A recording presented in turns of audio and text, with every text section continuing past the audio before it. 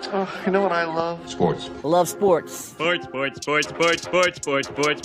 it comes to Texas A&M. Where are you getting this information? Let me tell you. Welcome to TexAgs. TexAgs Live. I feel like I should be listening to the theme song from the Jeffersons. You know, we're moving on up.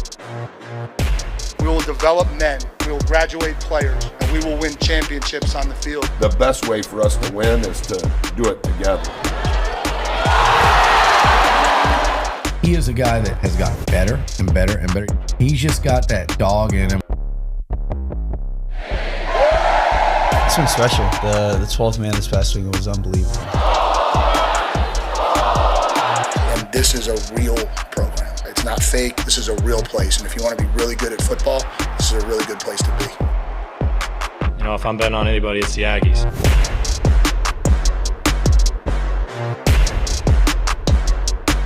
Buchanan. Nuño.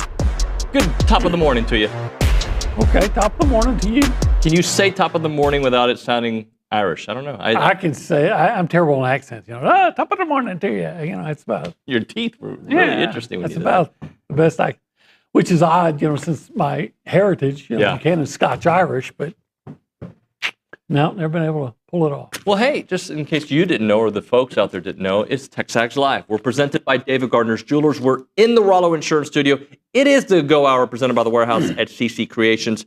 OB, not A&M related to start the show, but we're going to get into some A&M topics throughout.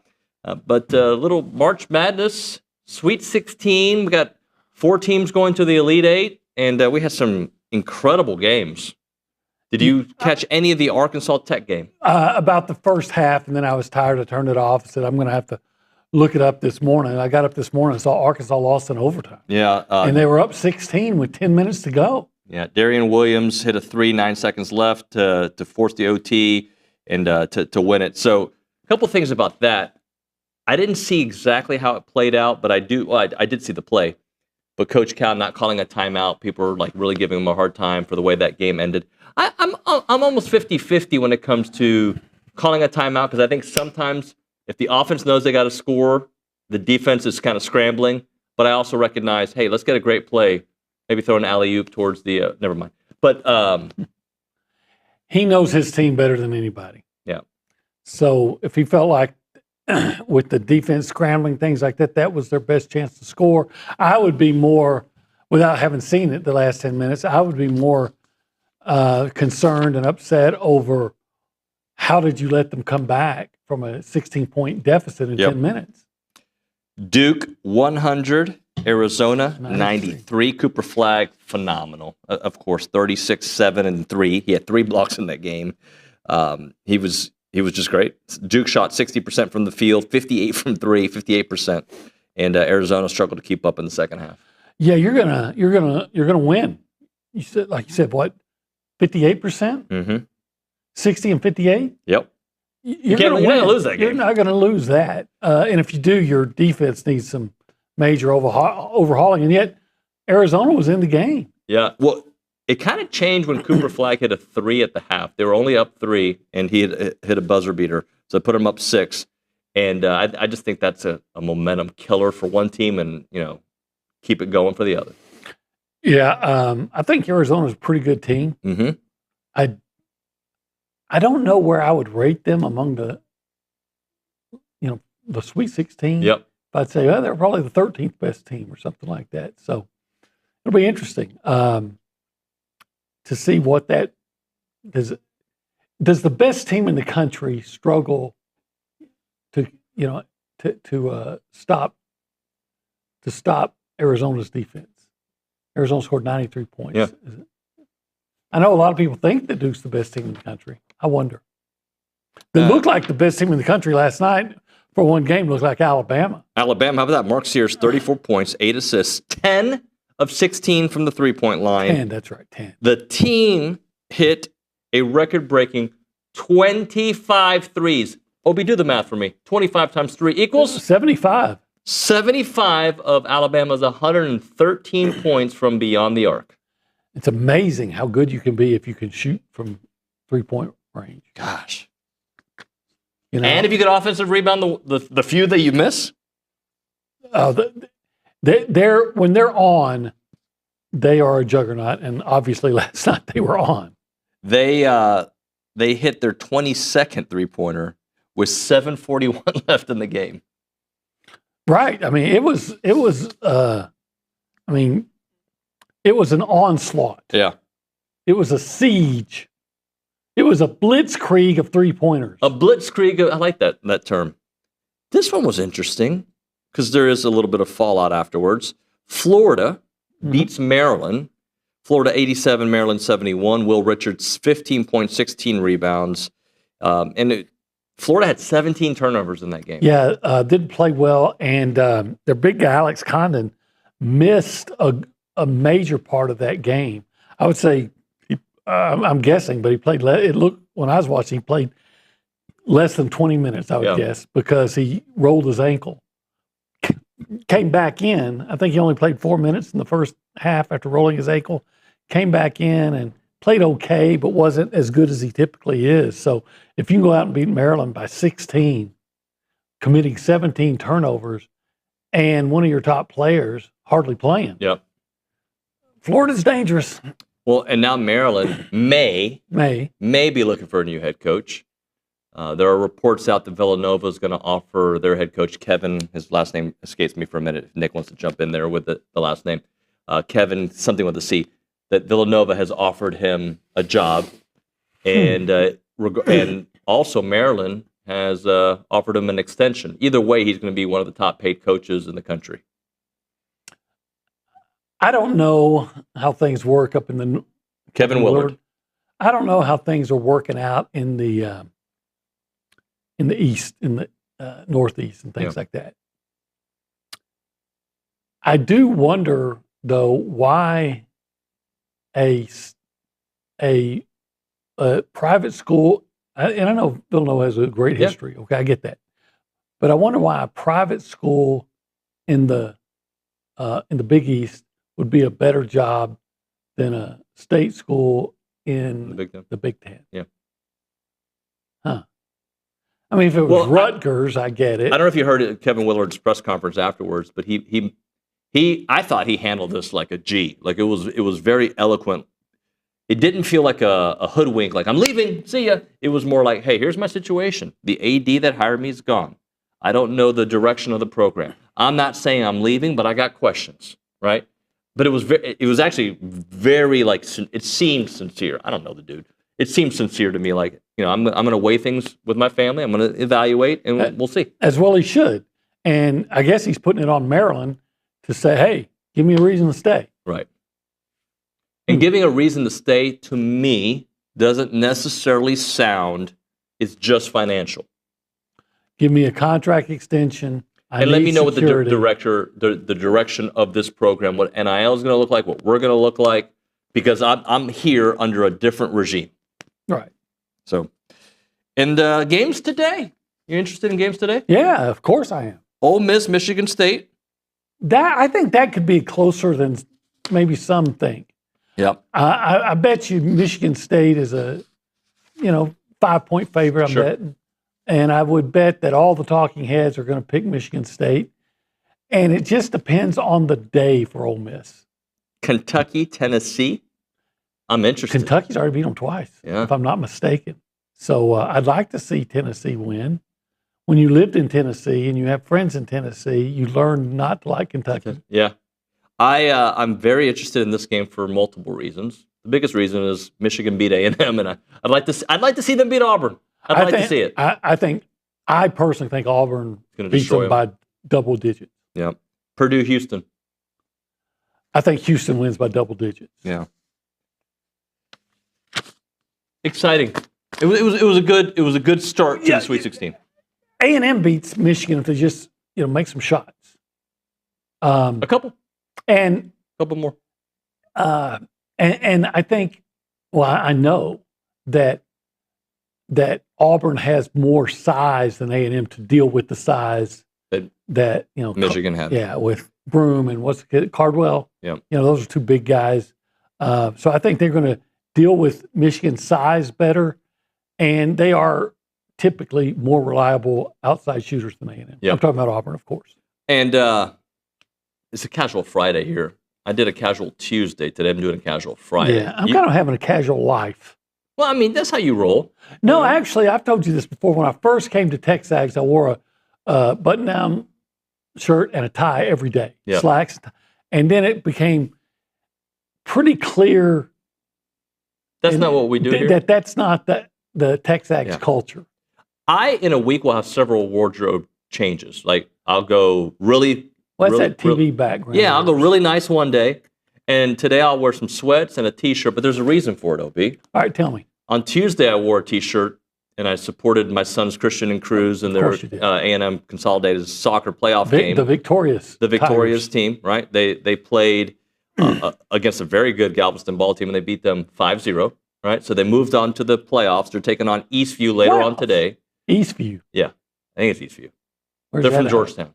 Okay. See, there's so many new schools. Yeah. And apparently they're really, really good. Okay. So that'll be at Tigerland Stadium. So I'm supporting the local team, of course, because my sons play on that team. And I gave them a shout out last game. I'm giving another shout out because I even had some people. IDOC Mike made the drive to go hang out and watch the game. So it was fun. So they're playing at Tigerland Stadium tonight. There's a couple players that I didn't give a shout out to. Shout them. I'm going to Jax Hood, Mr. Consistent on the back line. Jax Hood. Yeah. That's a name right there. His Jax dad, Zeb. is like J-A-X? Yeah. So Jax is dear friends with the Twins. So good luck to them. Diego, Colton, Baby Joe, the whole crew. Baby Joe. Tyler. They call him Baby Joe. Okay. Tyler's great. Adrian Vargas. Is there a soccer team in the world that does not have a player on it named Diego? No, there isn't. I think it's like a rule. Ross Vasari, Santi. They have a whole crew. So props to them, Radley. Go Tigers. Yeah, go Tigers, Coach Souther. And the girls are playing as well. They're incredible. Kayla Moraviec is a star. She's going to Arkansas. Shout out to all of them for A&M Consolidated Sports. All right, let's do this. Let's go around the room. Okay. Talk to people. Yes. Okay. And then we're going to do a lot of Aggie sports talk. All right, let's do it. Because we did some NCAA, we did some Tigerland talk. We'll do some, but we got to tell the people this area. If we cut it out, okay? Right here. Magical little line, right? Are we discussing the cool zone? It's a little warm in the cool zone today. Yeah. A little Maybe warm. it's because holistic planning is so hot right now. New logo? Oh, yeah. There is a new logo. Now OB's not going to know what to say. No, I don't know what to say. Well, tell me about holistic planning. Why it's so cool? Why?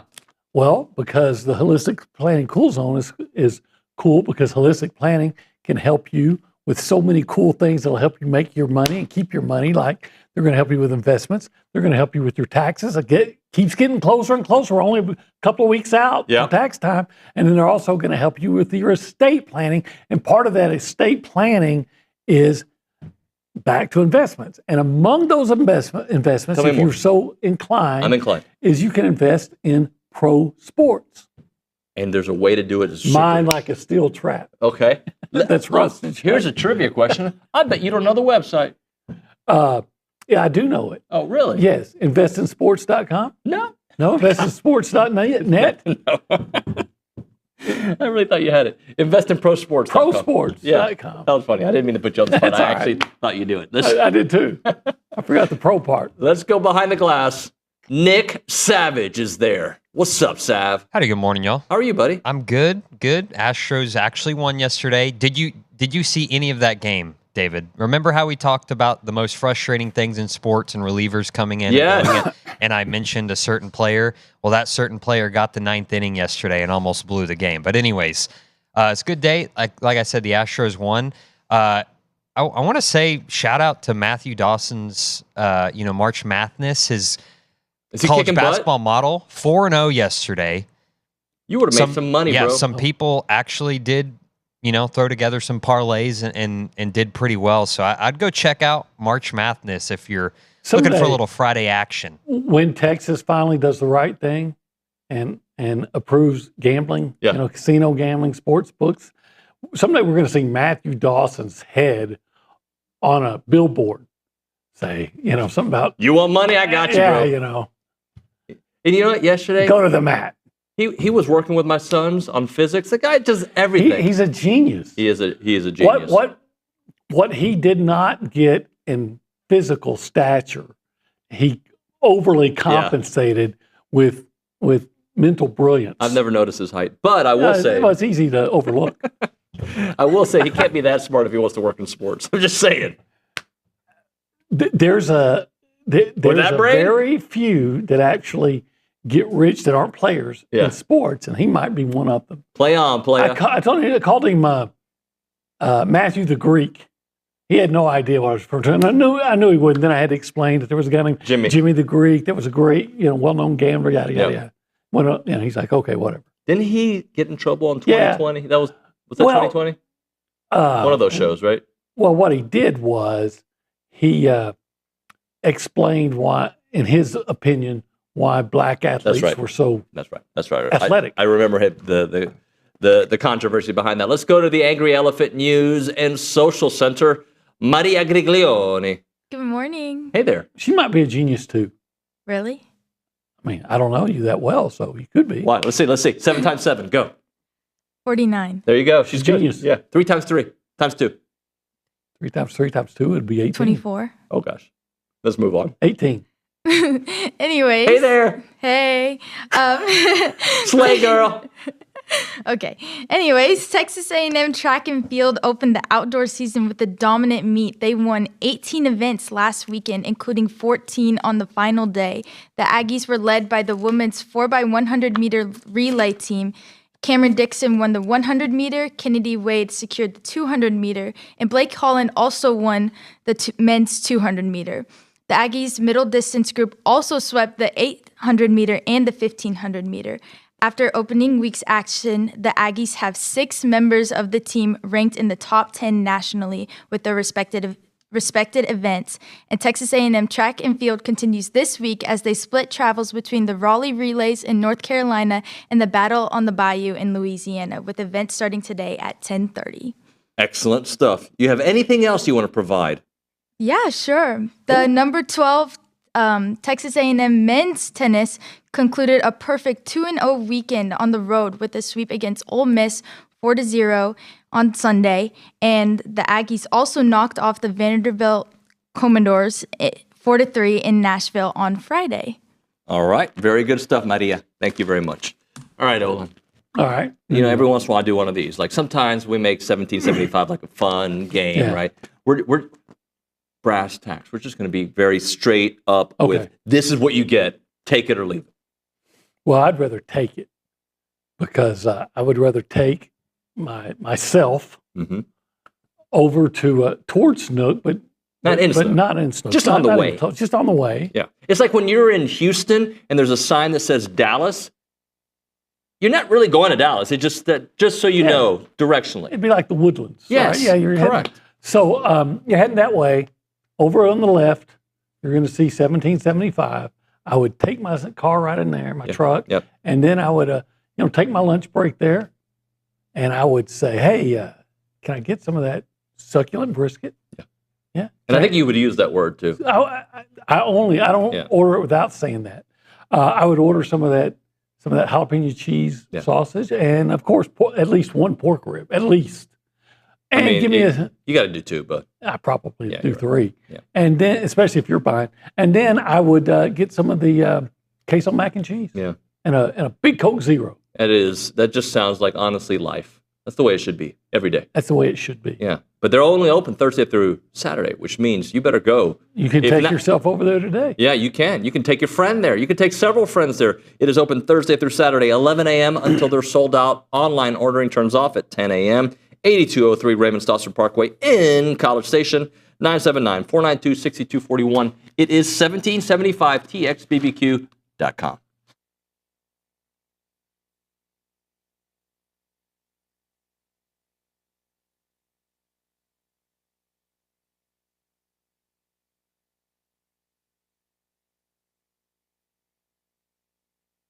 What's up, TexAgs? This commercial break is brought to you by my good friends over at Aggieland Chevrolet, the official automotive sponsor of TexAgs.com and me, Billy Liucci. Greg Gunn is the proud owner of Aggieland Chevrolet and invites you to visit the dealership to experience true Aggie hospitality. From their friendly staff to the experienced service team, Aggieland Chevrolet is TexAgs approved. Check out the dealership off of Highway 6 in Bryan or go to AggielandChevrolet.com and tell them Billy Liucci sent you by.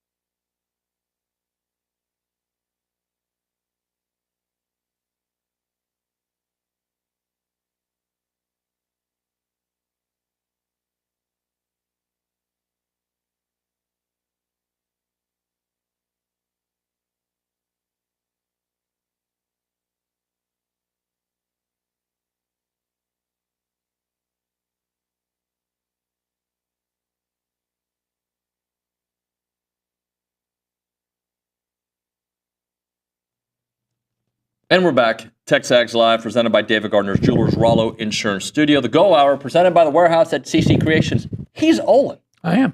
I'm David. Or David. Thank you. She's Maria. That's where you see Maria. She is. Maria. Maria. Bank on a Time, presented by Vera Bank. Authentic, relationship-based banking built for real life. Go see Joel Jackson and the team. Learn more at verabank.com. Anything in particular you want to bank on? I bank on that softball team. Oh, yeah. Every time I have Trisha Ford Mac in studio, Barbara or Barbara Mack, either one of them hitting home runs this week. every time I have Trisha in here, people say, God, I like her. Like, even people who don't follow softball, she's I really easy to like her. Yeah. And she wins. Yeah, she's winning big. If she was average, I'd like her. She's elite. And she's fun to talk to. She is. When she comes in I'm talking about when she gets finished here and then she's just in the lobby. Yep. BSing. Yeah, she's a fun lady to talk to. Yeah, I'm a big Trisha Ford I need fan. to get out and watch one of their games. But Yeah. I want it to be a conference series. I know Isla's supposed to go out there and help out one of the games, be a that'd be back girl. Yeah. She's That'd be excited fun. about doing that. I'm going to go with, low-hanging fruit. Is that okay? Sometimes. Jace Laviolette going to break the record this weekend. All-time home run record. Against the Kentucky Wildcats? Yeah. I mean, I feel like I've been waiting on this for a while because I thought it would have happened earlier. But he's starting to hit the ball again. Well, it's been more than just starting. He's been hitting the ball much better. I think that's going to come down, and that's not like groundbreaking journalism. I'm not going out on a limb here, but it's going to happen this weekend. Well, if he starts hitting the ball consistently. You know what? Tonight.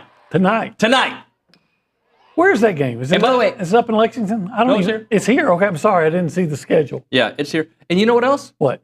They're going to win tonight. Okay. Ryan Prager. So I'm double banking. Prager? Prager going to get the win. Okay. The offense is going to look real nice. Okay. There's no reason for me to use that accent. Yeah. Zero reason for that. They're going to win. Prager's going to be great. Jace is going to hit the You ever home run. notice how, like, when foreigners, like Europeans, are speaking when the English is not their first language and they're asked about things, they say, oh, it's real nice. Nice. Real nice. Nice. You ever notice that? I think that's just, isn't that Borat? Well, that's what maybe. But you watch any of those shows, those travel shows or whatever. Were you a big Borat guy?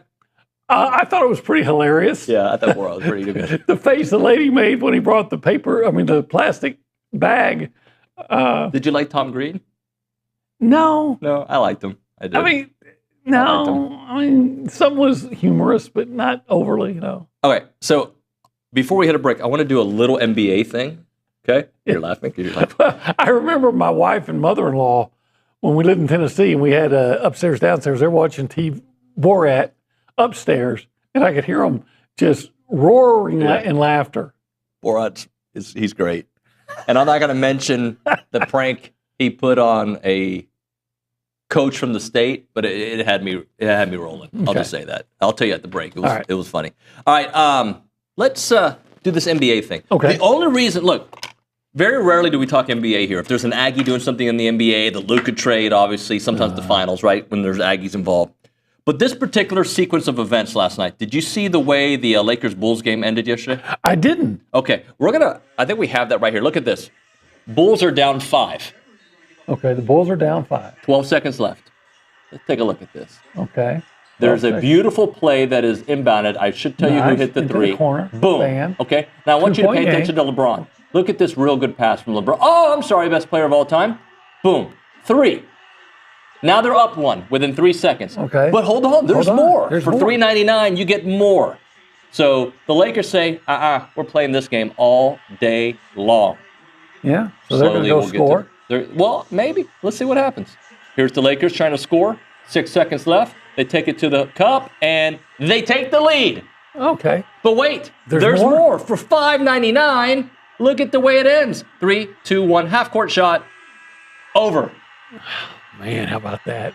They scored 9 points in less than 13 seconds. 12.6, I think, is what it said. Very reminiscent of Tracy McGrady, who did it all by himself against the Spurs back in 2004.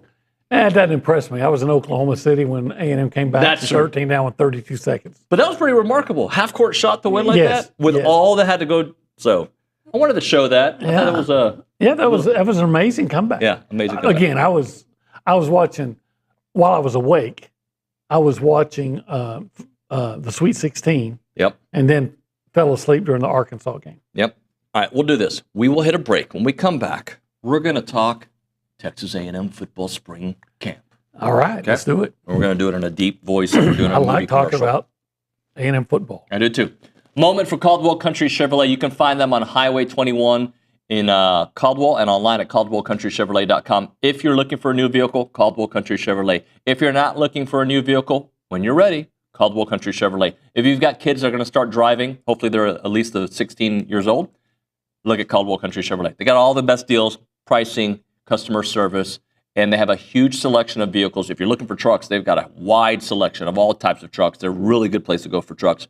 But SUVs, midsize, you name it, they have it for you. It is the place to go, and it's not a far drive. We're talking 15 minutes. The edge of Bryan to the beginnings of Caldwell. A short conversation away, but you'll see the difference when you step on the lot and do business with the great people at Caldwell Country Chevrolet. Highway 21 in Caldwell, online, caldwellcountrychevrolet.com.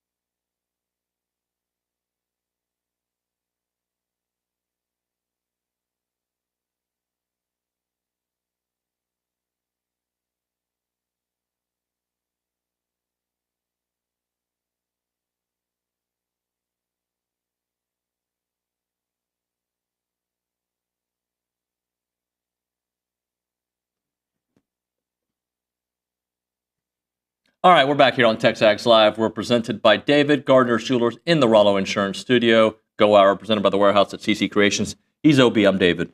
We're going to go back to the Angry Elephant News and Social Center. We got a text from Brad, and I think we can discuss it and move on. Let's do that. All right, Maria? Yes. Brad in Lufkin says, everyone is talking about our scoring drought as to why we lost to Michigan. We gave up our 56 second half points and gave up 91 for the game to a mediocre offensive team. Defense was the issue.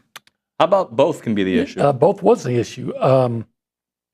If you're not playing strong defense, you better shoot the ball. Look, one thing in the last 8 minutes, if I'm not mistaken, my brain has kind of moved on. I think they got outscored 25-9. Yep.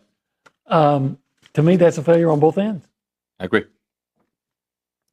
Look, if you can't get a bucket when you're winning by double digits, you're going to lose.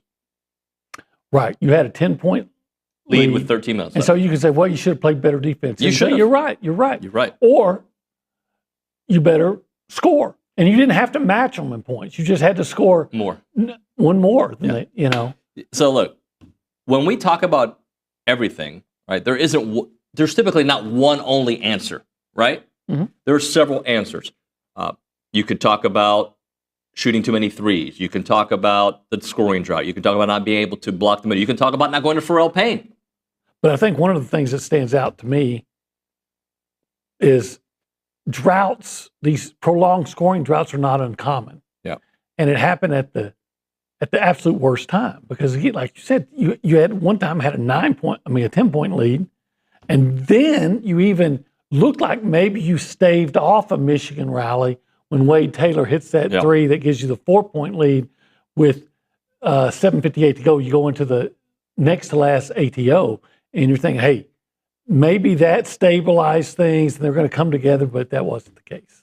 OB, I know what you think the potential is for A&M's wide receiver group. Mm-hmm. I've heard you talk about it. Mm-hmm. But can A&M's pass catchers, and I'm going to include tight ends in this conversation, can their pass catchers be more than just reliable? Can they be a strength? Can they be an asset for A&M based on the intel we have right now? And look, some of this is, I read your practice report. I know Bronny had one yesterday. Like, a lot of this stuff, we're not going to know the answers of this until mid-September, October, right? Right. But just understanding where they are at receiver with the new additions, understanding where they are from a tight end perspective.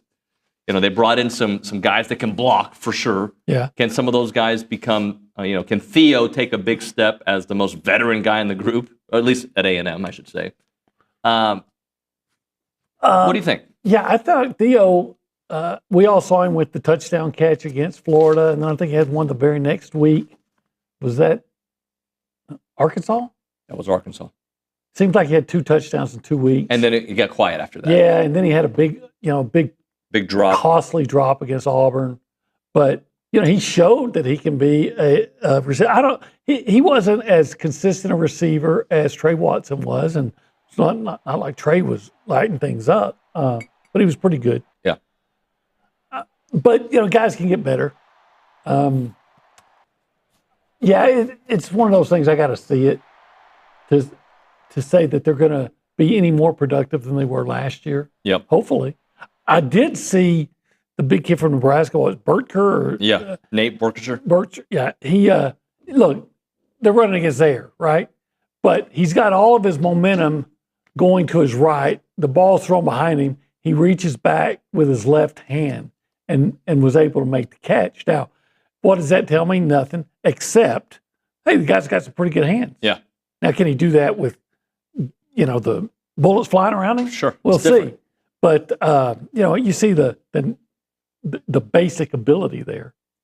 Not every time there isn't always a jump from freshman year to sophomore year. Okay? There isn't always a jump. Not always. Sometimes there's Typically a step back, there is, right?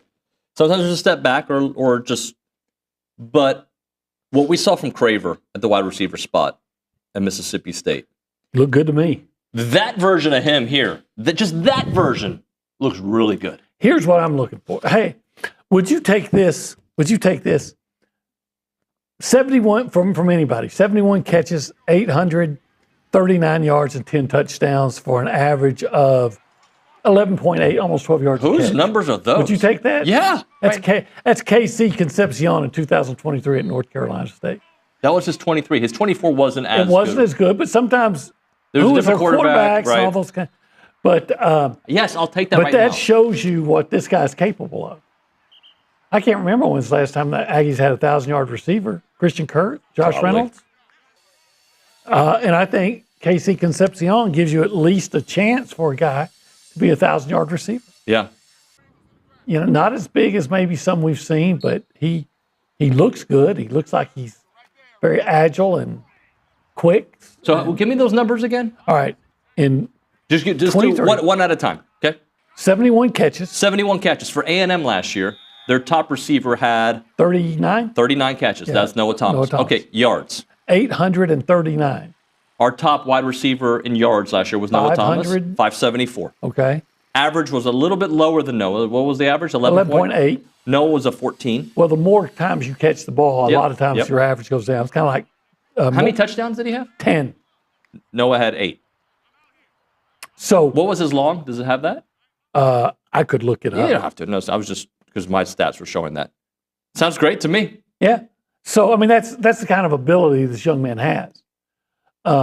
So If I give you a moment, can you pull up Mario Craver's stats and we can kind of play the same kind of yeah, game? well, Mario didn't. He didn't have as He was much. a true freshman last year. Yep.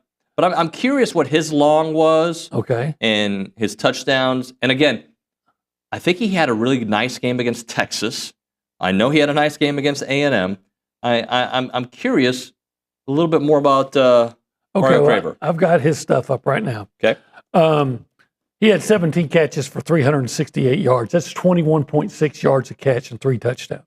It's pretty darn good. And this is a true freshman that, you know, they played much of the season with a true freshman quarterback. Against A&M, he had 5 catches for 42 yards and a touchdown. You mentioned Texas. Yep. He had 1 catch, but it went for 46 yards. And Florida, 3 for 62. I mean, Against Georgia, he played well. 2 catches, 72 yards. 75. 75, okay. Yeah. So, you know, he's a home run threat. You know, I mean, he's a big play guy. So, and again, like you said, you don't necessarily make a significant move from freshman to sophomore year, but I would say typically you do. So now here's the difference. Different offense, different guys get used to, but here's a guy that has obviously the ability to make big plays. Oh, but we need to point this out. In the 17 catches, you know, yeah, it's not a whole bunch. 3 games he didn't play at all. And I think against Ole Miss, he barely got in. Okay. Here's another layer to that. I think when we talk about the wide receiver group, we talk about those 2 young men as additions. I'm going to throw in Terry Bussey as an addition because I don't think he had the role yet established. I think he was learning it because he had to, you know, right? Right. Look, as we all know, he was a quarterback in high school. He came here, he's wearing the white jersey, and then somebody got hurt, maybe it's Chappelle or whatever, and somebody got hurt on offense, and so we go to practice one day, now he's in the maroon jersey, and they're saying, hey, we don't want this out. Okay, sure, we'll play ball. So here's a kid that never played receiver, and now you're wanting him to play it for the first time at the highest level of collegiate competition. And he's an athlete. And he came in there, and I mean, you know, and he's a true freshman. So if he's 17 catches, 216, his long was 33 as a receiver. So if he's a true freshman that had played receiver his whole career, you still don't, in rare cases, you go off like Ryan Williams did. Yep. But typically you don't.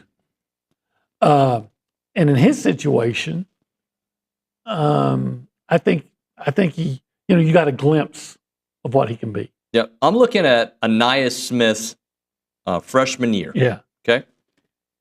His freshman. He had a heck of a game against Arkansas. It looks like he played 12 games, 22 catches, 248 yards receiving, 3 touchdowns. What did he do against Arkansas that day? It's not loading up here, but and the bowl game too. Oklahoma State, was it? Yeah. So, Yeah, look, but And I I'm not think trying to they moved into running back, I think, for that game. Well, I guess what I'm saying is young players, when they have talent, give them the time it takes for them to blossom. And I know that Anais and Terry are different players, obviously. But if you get a kind of that kind of trajectory to what Anais did the following year, where he doubled his receptions, had 564 yards. He also, let's see, rushing wise, he had 293. 5 catches for 80 yards and a touchdown against Arkansas that freshman year, though. I do remember that. He was so good. Well, we hope one of these guys can be what Anais was. Yeah. And if there is one that's going to be like Anais, I would guess it'll be Craver. I'm thinking in best case scenarios, Craver's like Anais. I'm thinking Concepcion's like Christian Kirk, best case scenario. And then Terry Bussey would be your Josh Reynolds kind of guy. I'd take that right now. Heck yeah, I'd take that right now. I can still remember Josh Reynolds catching the 92-yard touchdown pass against Arkansas to nail that one down. I called him the Angry Bird. The Angry Bird. Because he was always tormenting the pigs. Remember that game? Yeah, of course. Yeah, it didn't catch on. No. We do have an angry elephant. Yeah, we do. Is there anything and a bird over there. You don't know what we're talking about, do you? Were you playing solitaire? No. Okay. Were you playing Angry Bird? I finally got her mad. I finally got her mad. There's an ad right here. It's all good. Do you have a text for us?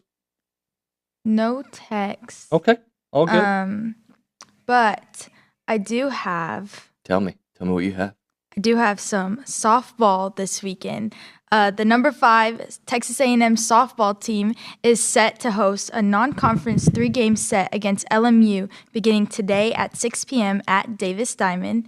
Game 2 is slated for tomorrow with a 4 p.m. first pitch, while the series finale is Sunday at 12 p.m. And side note, Texas A&M is 3-0 all-time against LMU, so hopefully we can keep that streak going. We're going to keep it going. Is it LMU or ULM? I mean LMU. Who is LMU? Loyola Marymount. Loyola Marymount University?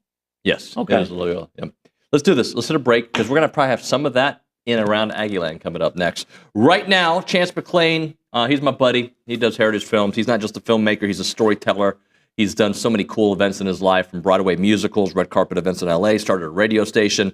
He's now capturing families' stories with an Aggie twist. Many times there's an Aggie twist to it. His team has an incredible track record of telling meaningful and family narratives. Chance isn't just using a handy cam. We're talking professional cinematic equipment that makes you forget that they're even filming. Whether you're on a tractor or in a studio, he captures the authentic heart of your story. There's a premium service that delivers an incredible, lasting memory, and he is so, so good at doing it. I know you want to preserve your family's story and have it told to the next generation. Check out yourheritagefilm.com. That is yourheritagefilm.com. 713-893-8341. This is more than a business. It's a relationship built on trust and storytelling. Check out Heritage Films.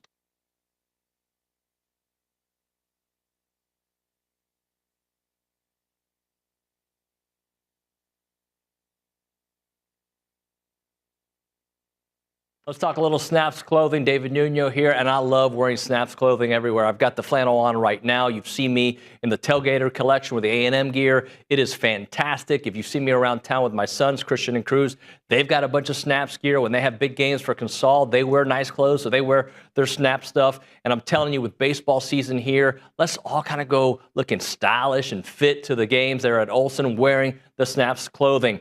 As a reminder, they are the only official licensed Texas A&M Pearl Snaps maker out there. Their Tailgater collection is built for game day with breathable, moisture-wicking fabrics to keep you comfortable while you rep your Aggies in style. Now, whether you're watching the game from home or maybe you're in attendance, you're tailgating, whatever it may be, you got to make sure you head to snapsclothing.com to see everything they have to offer. It is fashionable, it is awesome, and you're going to love it.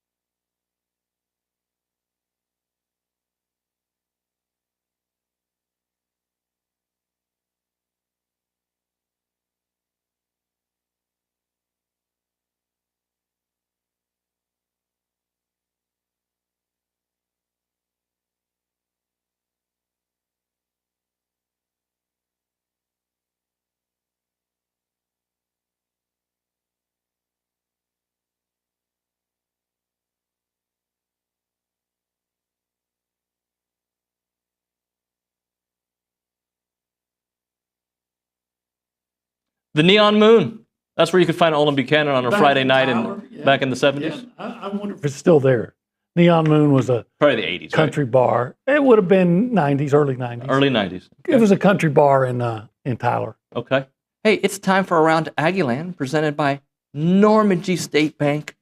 And Normandy State Bank is rock solid bank, and the website is normandystatebank.com. Number 1 draft pick, Callie Garner in the house. What up? How's it going? I'm all right. How are you? I'm great. It's Friday. We've got a big weekend in Aggieland, and I'm excited. What is the big event in Aggieland? Oh, we had that last week. Well, the real big event was last week. Came over and did a lot of work at my house. Every year, I tell myself I'm going to sign up for it, and every year I forget until you remind me, and then I realize, oh, it's too late. Did you participate? Well, I mean, I was in Denver. Oh, you were. But the wife, signed up, and some sorority came over and painted our, might have been frat guys too. They painted our garage door and mulched and did some work in the yard. God, looked great. Too. Thank y'all, whoever it was. Big event, friends. Just do it again. Do a redo. All right. Hey, Callie, what's going on in around Aggieland? We've got a lot today. Starting with track and field, senior Cooper Cothra broke the 1,500-meter school record on the opening day of the Raleigh Relays yesterday. And also breaking another school record was Luca Santorum, coming in right behind Cothra and holds the number 2 spot in the school history books. Really awesome times for both of them. Moving over to the Diamond, Texas A&M softball run-ruled both of their opponents this week, outscoring them 22-4 and combining for 28 hits over just 11 innings in both games. A really impressive offensive showing from Trisha Ford's team over there, and they are staying in non-conference this weekend as they host a 3-game series against LMU with first pitch tonight. Staying on the Diamond, Texas A&M baseball defeated Houston Christian this week to move to 12-12 on the year, as they welcome Kentucky to Blue Bell Park this weekend for a 3-game set, with first pitch set for tonight at 6 p.m. An interesting note about this weekend series, Michael Early stated that outfielder Caden Sorrell is set to make his season debut for the Aggies at some point this weekend, and he's been out with a hamstring injury for the first 24 games. I know a bunch of Aggies are eager to see him back in the maroon and white on the field. They need him, Callie. They need him. They need him. Yeah, they do. Also facing Kentucky this weekend is the women's tennis team. They are traveling to Lexington to take on the Wildcats today at 4 p.m., and they will stay in Tennessee to take on the Volunteers on Sunday at noon. They look to move to 10-1 in conference play before finishing their final stretch of their regular season. And lastly, Texas A&M hosted Pro Day yesterday, and 12 Aggies participated and put up some really awesome numbers. Shane Calhoun led the Aggies in most of the categories. He ran a 4.43 40-yard dash, jumped 39 inches in the vertical and 11 inches in the broad jump, which would have been the best in all 3 categories out of any tight end had he participated and put up those numbers at the NFL Combine. Why wasn't that guy more involved in the passing game with that kind of speed? Let's go. Anything else, Kalita? That's it for today. Great job. Thank you so much. Hey, you know who else did a great job? David Bronny did a great job yesterday filling in for me. I had some personal issues to take care of, and Bronny stepped in and appreciated it. Well, Bronny, great job. I read his notes as well. Thank you very much. OB, great job. Thank you. And when we come back on TexAgs Live, Kellen Mond. How about that? Yeah. I think Nick got that. Was that you, Callie? Who booked it? That wasn't me. Nick, good job, buddy. Kellen Mond, I recorded it yesterday. You'll hear it next on TexAgs Live.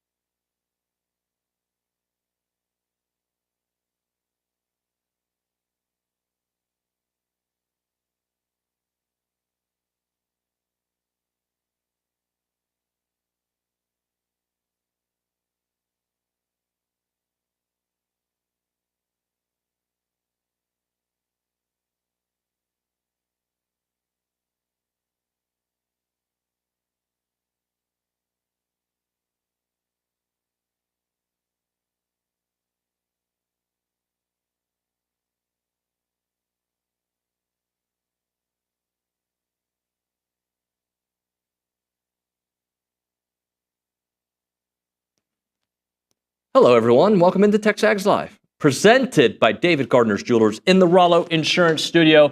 Thanks for listening to the program, watching the program, wherever you take it in. If you watch it on YouTube, hey, subscribe, please, for us. Appreciate it. I really recommend becoming a premium subscriber at TexAgs.com.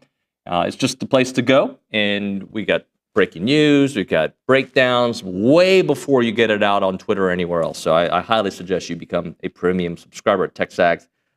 My thanks to everybody listening on The Zone and, of course, the CW.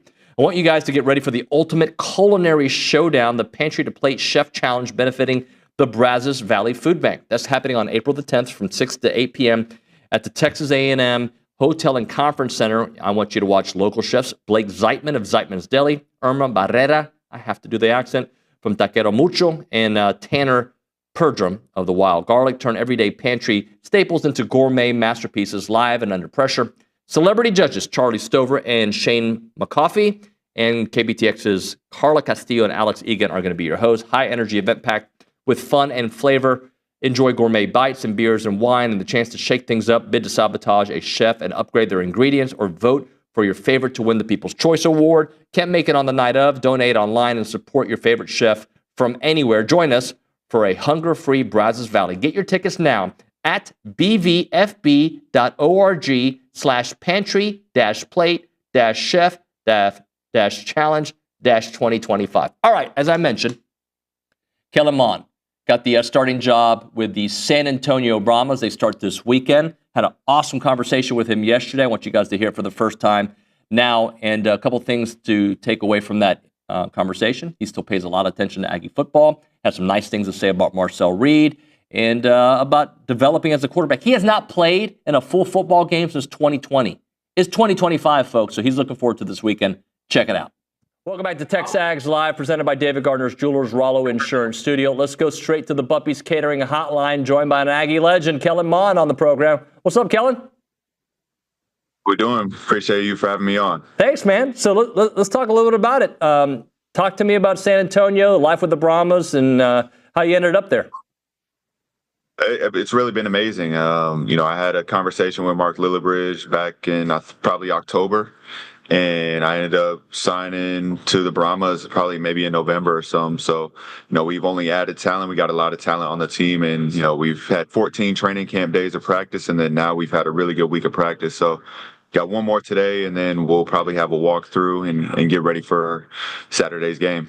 So talk to me about what the last year and change has been like for you, because you've had some ups and downs. Obviously, you've landed on your feet. I think good things are ahead for you. Just talk about navigating through some of those difficult times with the NFL and coming to the league.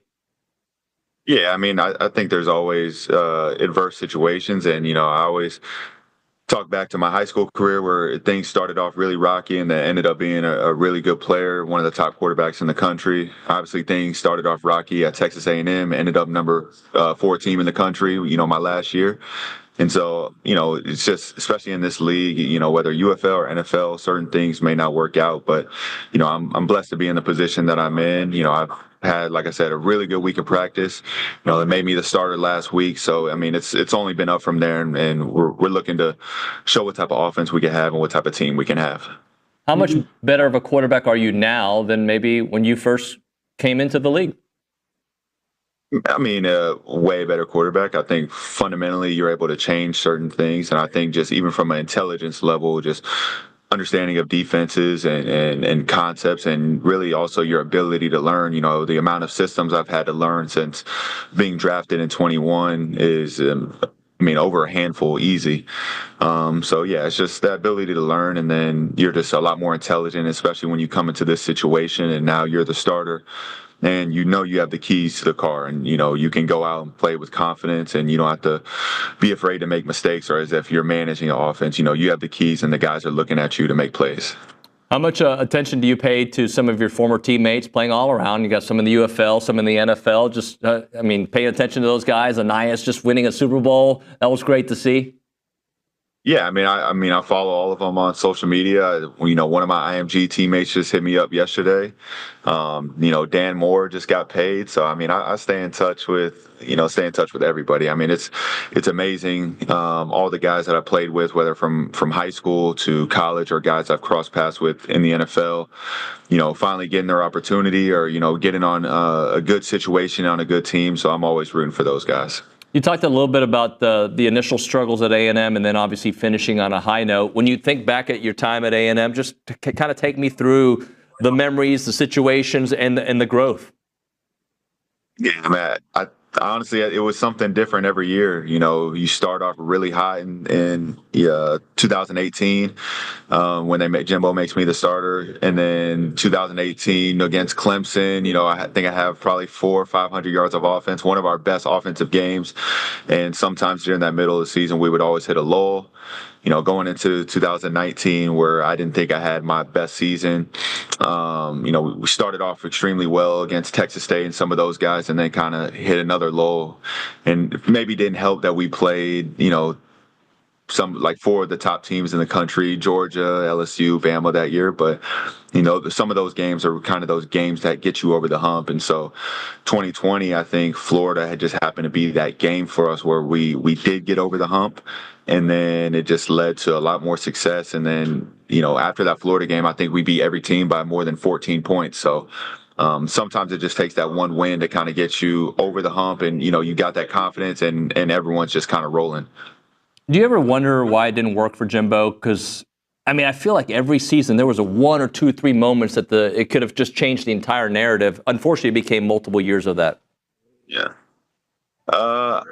I mean, it's obviously, I think it's a lot more difficult than what people may believe on establishing a culture. And I'm talking especially in my early years, establishing a culture, changing a whole identity of a team, you know, changing recruits. And obviously the recruits that we are getting with, you know, Anais, Devon Achane, and, you know, some Jalen Wademeyer and those guys were extremely good. And so being able to develop those guys. And, you know, I think some of that was a lot of the coaching style change, especially when I got to my senior year. Just a lot more, maybe a little bit more laid back, and allows a lot of the players to kind of do the coaching, less yelling. And so, you know, I never missed a game, never missed a practice and any sort of thing. And obviously, whenever I leave, you know, multiple quarterbacks battle injury. Calzada, I think with a shoulder and a knee. I think Haynes ended up getting hurt. Connor got hurt. So, you know, at the end of the day, it's hard to win games when you announce a starter and then maybe 2 weeks later a guy gets hurt, a guy goes down, and now a backup quarterback has to kind of run the show. It's not as easy as what it seems. Not just, hey, you're just going in here and running the offense. So, you know, maybe some bad luck on some side, and maybe some other situations. Maybe he would like to go back and, man, I wish we would have done this, but. No, I'm always, you know, Jimbo has a lot of respect throughout the coaching, especially the college football world, from his LSU to Florida State days, and obviously at A&M. Kellen, let's talk Marcel for a moment. He was put in the position, right? Like backup guy had to come in. He did a really nice job. What do you think about him now having the keys in the offseason leading into the season? Who were we talking about? Marcel Reed. Oh, yeah. I mean, Marcel is extremely talented, and I think, you know, a lot of guys just knowing people in that locker room and on the coaching staff, a lot of guys last year thought Marcel was going to be the starter. So, you know, he probably had that mindset. And I think him being extremely mature, just even though you're not the starter, he was, you know, ready for that moment. I think maybe, I don't know if his first game was LSU or at home Florida. Against LSU. Maybe, yeah, Florida. But anytime his number was called, it was like, man, this kid is special. So finally knowing that you're going to be the starter going into it, you're able to somewhat develop a system around him, figure out what he does well. So I think, and I've seen a lot of the training videos he's done. So, I mean, I think he's become stronger, improved as a passer, from a technicality standpoint. So I think a lot of it more, maybe less on Marcel, but more on the offensive coordinator and some of those offensive coaches figuring out how they can, you know, succeed with the weapons they have, and, you know, also succeed with Marcel at a quarterback. One last question about A&M football. Just Coach Elko, you crossed paths with him, obviously, with his time when he was here and you were here at the same time as the coordinator. Just what do you think about the direction he's taken the program?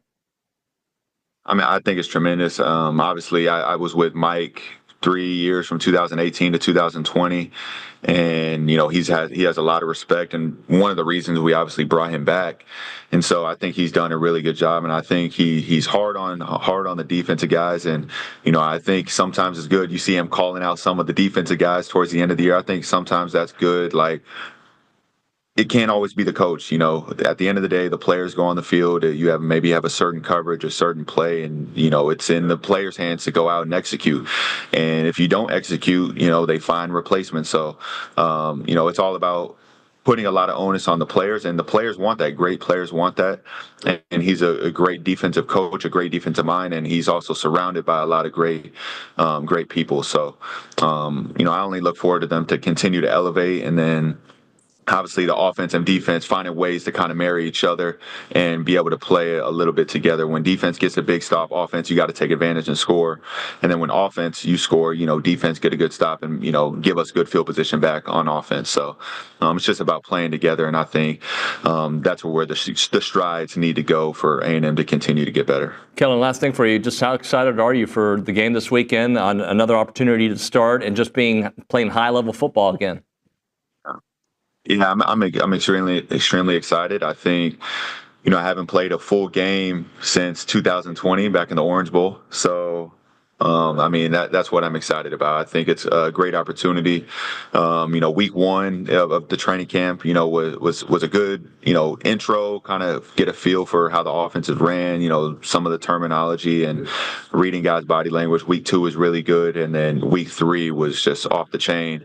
And, we had another great day of practice yesterday. I think the ball hit the ground 2 times the entire practice. So, yeah, we're definitely ready. And I think we got a lot of weapons. We have an identity, and I think we know how to attack, coverages and really just give the playmakers time to go make plays with the ball in their hands. And so that's what we're going to do.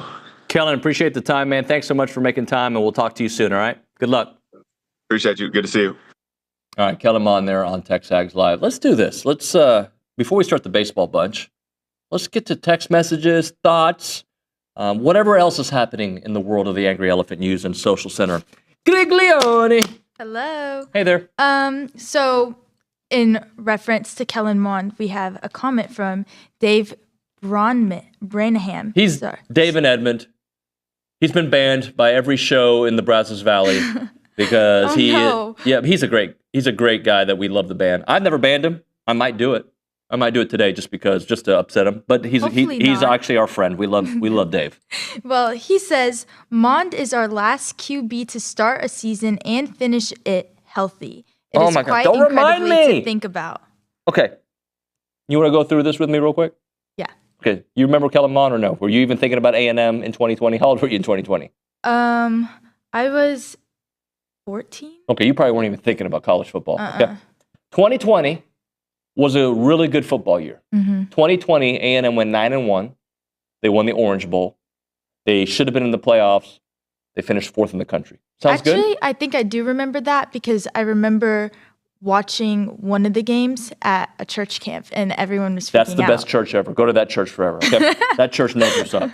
But that being said, that year, Kellen Mond, who was just, I think, underappreciated during his time at A&M, was awesome. A&M was awesome. The next year, Haynes King is your starting quarterback. You've heard that name. Him. He's still playing football. He's at Georgia Tech. Haynes King gets hurt in game 2, play 2 of the season. Wow. Okay? Against Colorado. He goes down. Zach Calzada comes in. You remember the name Zach Calzada? He's the quarterback that beat Alabama, 41-38. Okay. Okay? Yes. So that's small, big field goal. But even Zach was hurt that year. He finished the season. Had we played in a bowl game, I don't know if we would have had a quarterback. But that being said, Zach played that year, got hurt. The very next year, Haynes King, I believe, I'm trying to remember if he got hurt early or late, but he got hurt in that season. And he also, I think, got benched. Max Johnson got hurt. Connor Wigman comes in and does really great. The next year, gets hurt. Connor Wigman gets hurt in Miami. Max Johnson comes in. He actually plays pretty well. Also gets hurt. Jalen Henderson comes in. Now we're on a third quarterback. He gets hurt. on the, Nick, remind me, second play of the bowl game? Yeah, pretty sure it's the first or second game. Marcel Reed. No. Marcel Reed comes in. Last year, Griggs, I know you were watching last year. Connor is not fully healthy, struggles a little bit, struggles against Notre Dame, but isn't fully healthy. Next week, he kind of re-injures himself. Marcel comes in for a few weeks, plays well. Connor comes back, lights up Missouri, and then after that, never finds his footing. And then he gets benched at basically the second series of the second half against LSU. Mm-hmm. I remember that. Think about how many quarterbacks that just went through. Ding, ding, ding, ding, ding, ding. 6, 7? 1,000. Okay, they've went through every quarterback in the history of Aggie football in the last couple years. So here's hoping that consistency at the quarterback spot, Marcel Reed, my man, consistency could go a long way. It's not excuses. It's just the fact of the matter. They've had a lot of injuries, and it's really, really hurt them. Let's hit a break here, shall we? We'll talk some baseball. Have they found their groove? It's hard to say because, a midweek win over HCU can't tell you that much. But I called it on bank on it. They're going to win tonight. Prager's going to be great. We're going to talk about it with the baseball bunch, guys. Right now, Milliken Reserve, they're a farm-to-table community. They're in College Station. They've got homes. They got trails. They got farms. They got wide open spaces with a mission to build a healthy community around nature. They've committed to treading lightly on the land that you can find Milliken Reserve on, creating a sanctuary for family, for nature, and for community. They've got 2,600 acres of open space and farms and trails. You name it, they got it. They want families to connect to each other and to nature. They're committed to maintaining and restoring that beautiful natural habitat. They have all the animals you can imagine, white-tailed deer, the songbirds, the rabbits, the turtles, plus homeowners at Milliken Reserve sharing a legacy of conservation, which means generation after generation, you're coming back to that pristine countryside place. You're going to love it. The website is millikenreserve.com. That is millikenreserve.com.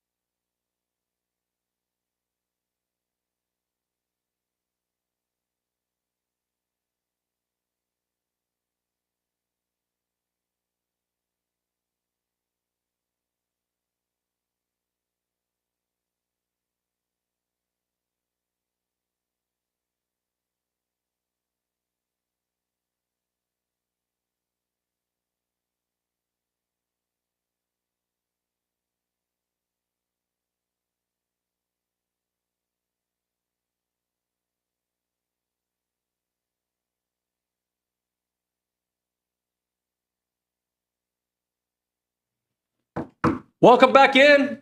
I yelled that. TexAgs Live. Did And you notice knocked. it? Yeah. Hello. David Nuño, baseball bunch in the house. Ryan Brauninger. Hello, sir. Good morning. Richard Zane. Hello, sir. Good morning. Scott Clendenin. What up? Howdy. What up, bro? What's up? Good to see you guys. Buenos días. ¿Y cómo está? Estamos bien. Look. What? Okay. Tell me I'm crazy here. You're crazy. Okay. Está loco. End of the segment. I feel really optimistic this weekend. And I don't know if we have enough evidence to point at that. Maybe it's just because I'm drinking maroon Kool-Aid this morning, but there's something that tells me that they're going to win tonight, they're going to win the series, and I don't know if we're going to feel completely better, but it's going to be a step in that. Scott, you start us off. Am I crazy for starting off the baseball bunch like that? No, because if they win the series, you should feel like that. The question is your offense going to be improved as in it's the bottom of the pack in SEC play against a team that's second from the bottom in pitching in the SEC? Something is not, the statistics are not going to be the same, after this. And are you going to be the team that takes advantage of the other team's weakness? And that's where this series is going to make or break. Because looking at the conference standings, if you're not 4-2 or better, you are 2-4, 1-5, 0-6, or 0-7. It's not just this. And as we see in all these sports, the SEC carries something that if you work from your bottom at the bottom of the standings up through towards the middle after a rough start, the NCAA is going to look at it and say, okay, we're going to go send you somewhere as a 2 or a 3, and those people are going to be like, what did we do to deserve this? So no, if you win a series, you're going to feel better and you're going to point yourself in an upward direction. And then we'll have a conversation next Friday. That's what I'm saying. Is you win the series and you feel good and better. It has to happen. Like if you don't win this series, oh boy. But this is at March, whatever this weekend is, 28th. The 28th. This is a must-win series because when you look at that schedule, and not just down the road, I'm talking about next week when the calendar turns to April and you go to Knoxville. Mm-hmm. It gets real, and it can get late real early if you don't win this series. Well, it might already be late early, right? You're 0-6 in the league, and you're fighting for your postseason life in week 3 of conference play. Nuño, I don't think you're crazy.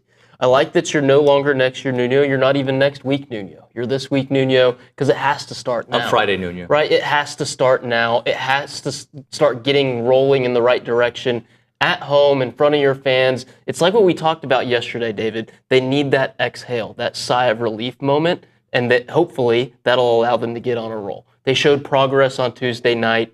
Hopefully they can take that into this weekend and find a little bit of confidence and get ready for that trip to Knoxville, as Bronny mentioned. Well, your confidence is maybe coming from the first appearance of the season for Caden Sorrell. Yep. Or just the availability. And again, Coach Early hasn't been shy about the possibilities with the lineup.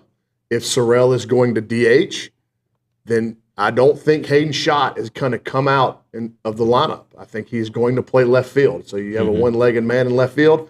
I mean, that's kind of been the story of that position all season, right? It's been a rotating door, a turnstile of bodies out there. Schott has at least played a lot of left field in his college career.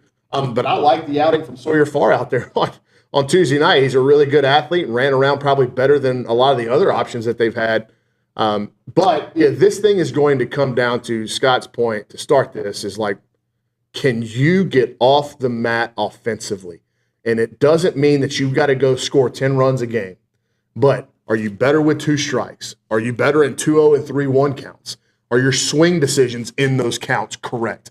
That, to me, is some of the overarching themes that I'm looking at offensively, how Coach Early has talked about how much work they've put in on those areas. Swing decisions, tracking pitch types, logging pitch types and pitch shapes, pitch recognition.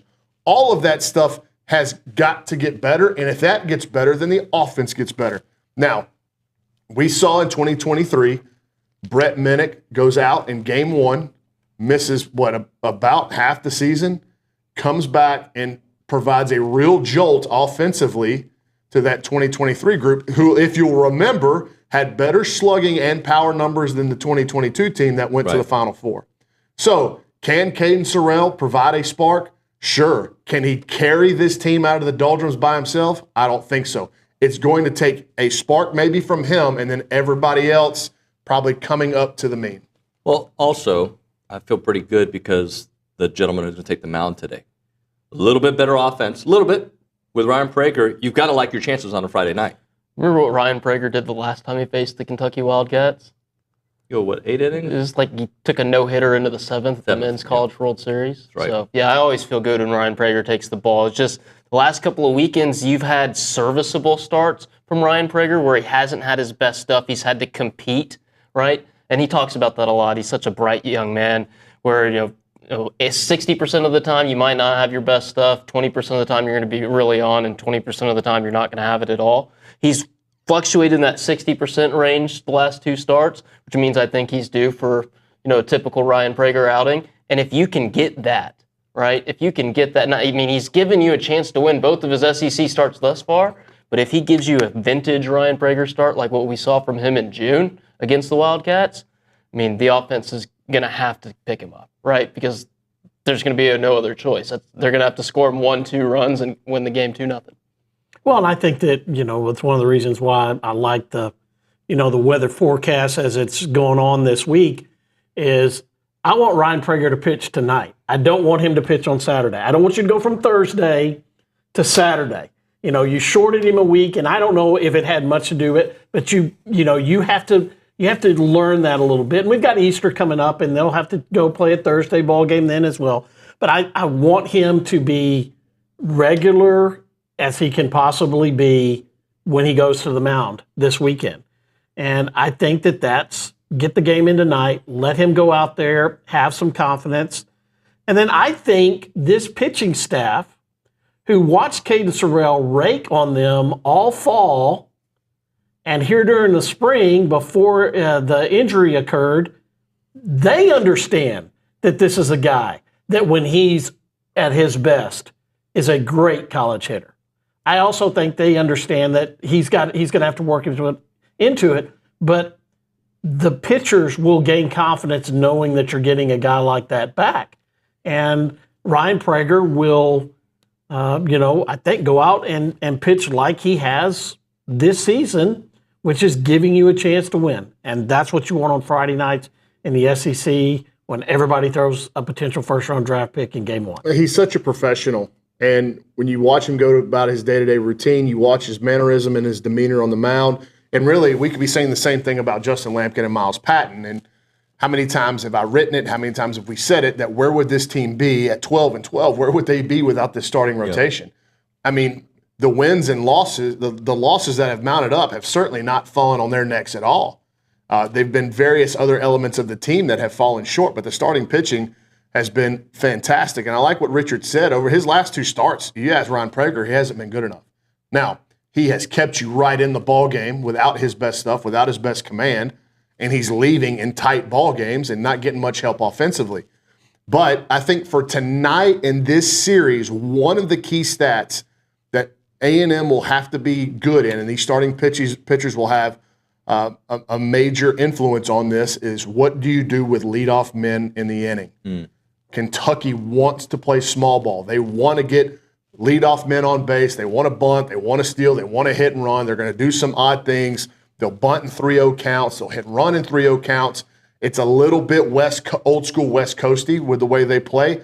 The good thing about A&M is that Mingione's been there so long that they understand this style. And Coach Early even talked about how you defense it. Just playing defense against bunts is you hope you're going to pick it up and throw it accurately to the base that you're aiming at, but it's more about getting people in the proper position than it is picking up the bunt and throwing it. You got to make sure the guy that's supposed to be crashing is crashing. He's got fill-in behind him. You're communicating around the bag at first. Who's got the coverage there? So all of that has to be sharp. And I think for this team, that's a good thing because it's going to force them to be more vocal and interactive with each other to play defense this week. Where you're not it's not a straight up game like Bama wanted to play. You're going to have to communicate on defense. your body language, you're going to, and the way you interact with your teammates is going to have to be positive because they're going to consistently put pressure on you, and the situation always changes pitch to pitch in any baseball game, but especially with a team that wants to play offense like Kentucky. Look, we got to hit a break, but you mentioned this is a must-win series if you want to stay in the mix or have a chance to get in the mix, I should phrase. How important then is the Friday? Because obviously it's not a must-win if there's still 2 other games, but it feels like a must-win Friday. Well, I feel like it's a must-win Friday for a lot of reasons, and just like you mentioned, it obviously puts you in a lot better position to win a series. But I mean, at some point, this team has got to gain some collective confidence. I think we're seeing some individual confidence come out. I think they're getting more and more comfortable with themselves on the dirt. And you look at that overall fielding percentage number, it's starting to creep back toward 970. I was actually funny. I was looking at some of the softball stats because they've been so awesome. You know, they're fielding like 967, A&M baseball fielding 966. So, like, there's your margin for being what would be considered a good defense. You're getting close to that. Getting better, yeah. And whereas 2 or 3 weeks ago we were going, this defense is really, really struggling. And like, can they get better? To the kids' credit, to the staff's credit, they have gotten better. It's the one element that we thought would never be a problem this coming season that's been the biggest problem, and that's the offense. All right, let's hit a break here. We'll come back with more with the baseball bunch. Right now, priorities matter. That's Rollo Insurance, God, family, and country. It's not just what they do, it's the kind of people that they are with the Rollo Insurance Group. They want to make sure that you are free of the fatigue of corporate gamesmanship, and a goal without a plan is just a wish. If the going gets tough, and sooner or later it could, you want to put things back together with people that you can trust, and that's what they do at Rollo Insurance. They are fantastic. They're going to give you the amazing service that you need, and they're going to find you the right insurance vehicle for you and your family. The website is rolloinsurance.com/TexAgs. That is rolloinsurance.com/TexAgs. You can call them up, 888-44-ROLLO. Remember, 60 offices in Texas and really all around the country, but their headquarters is on Highway 6 right here in College Station. 888-44-ROLLO.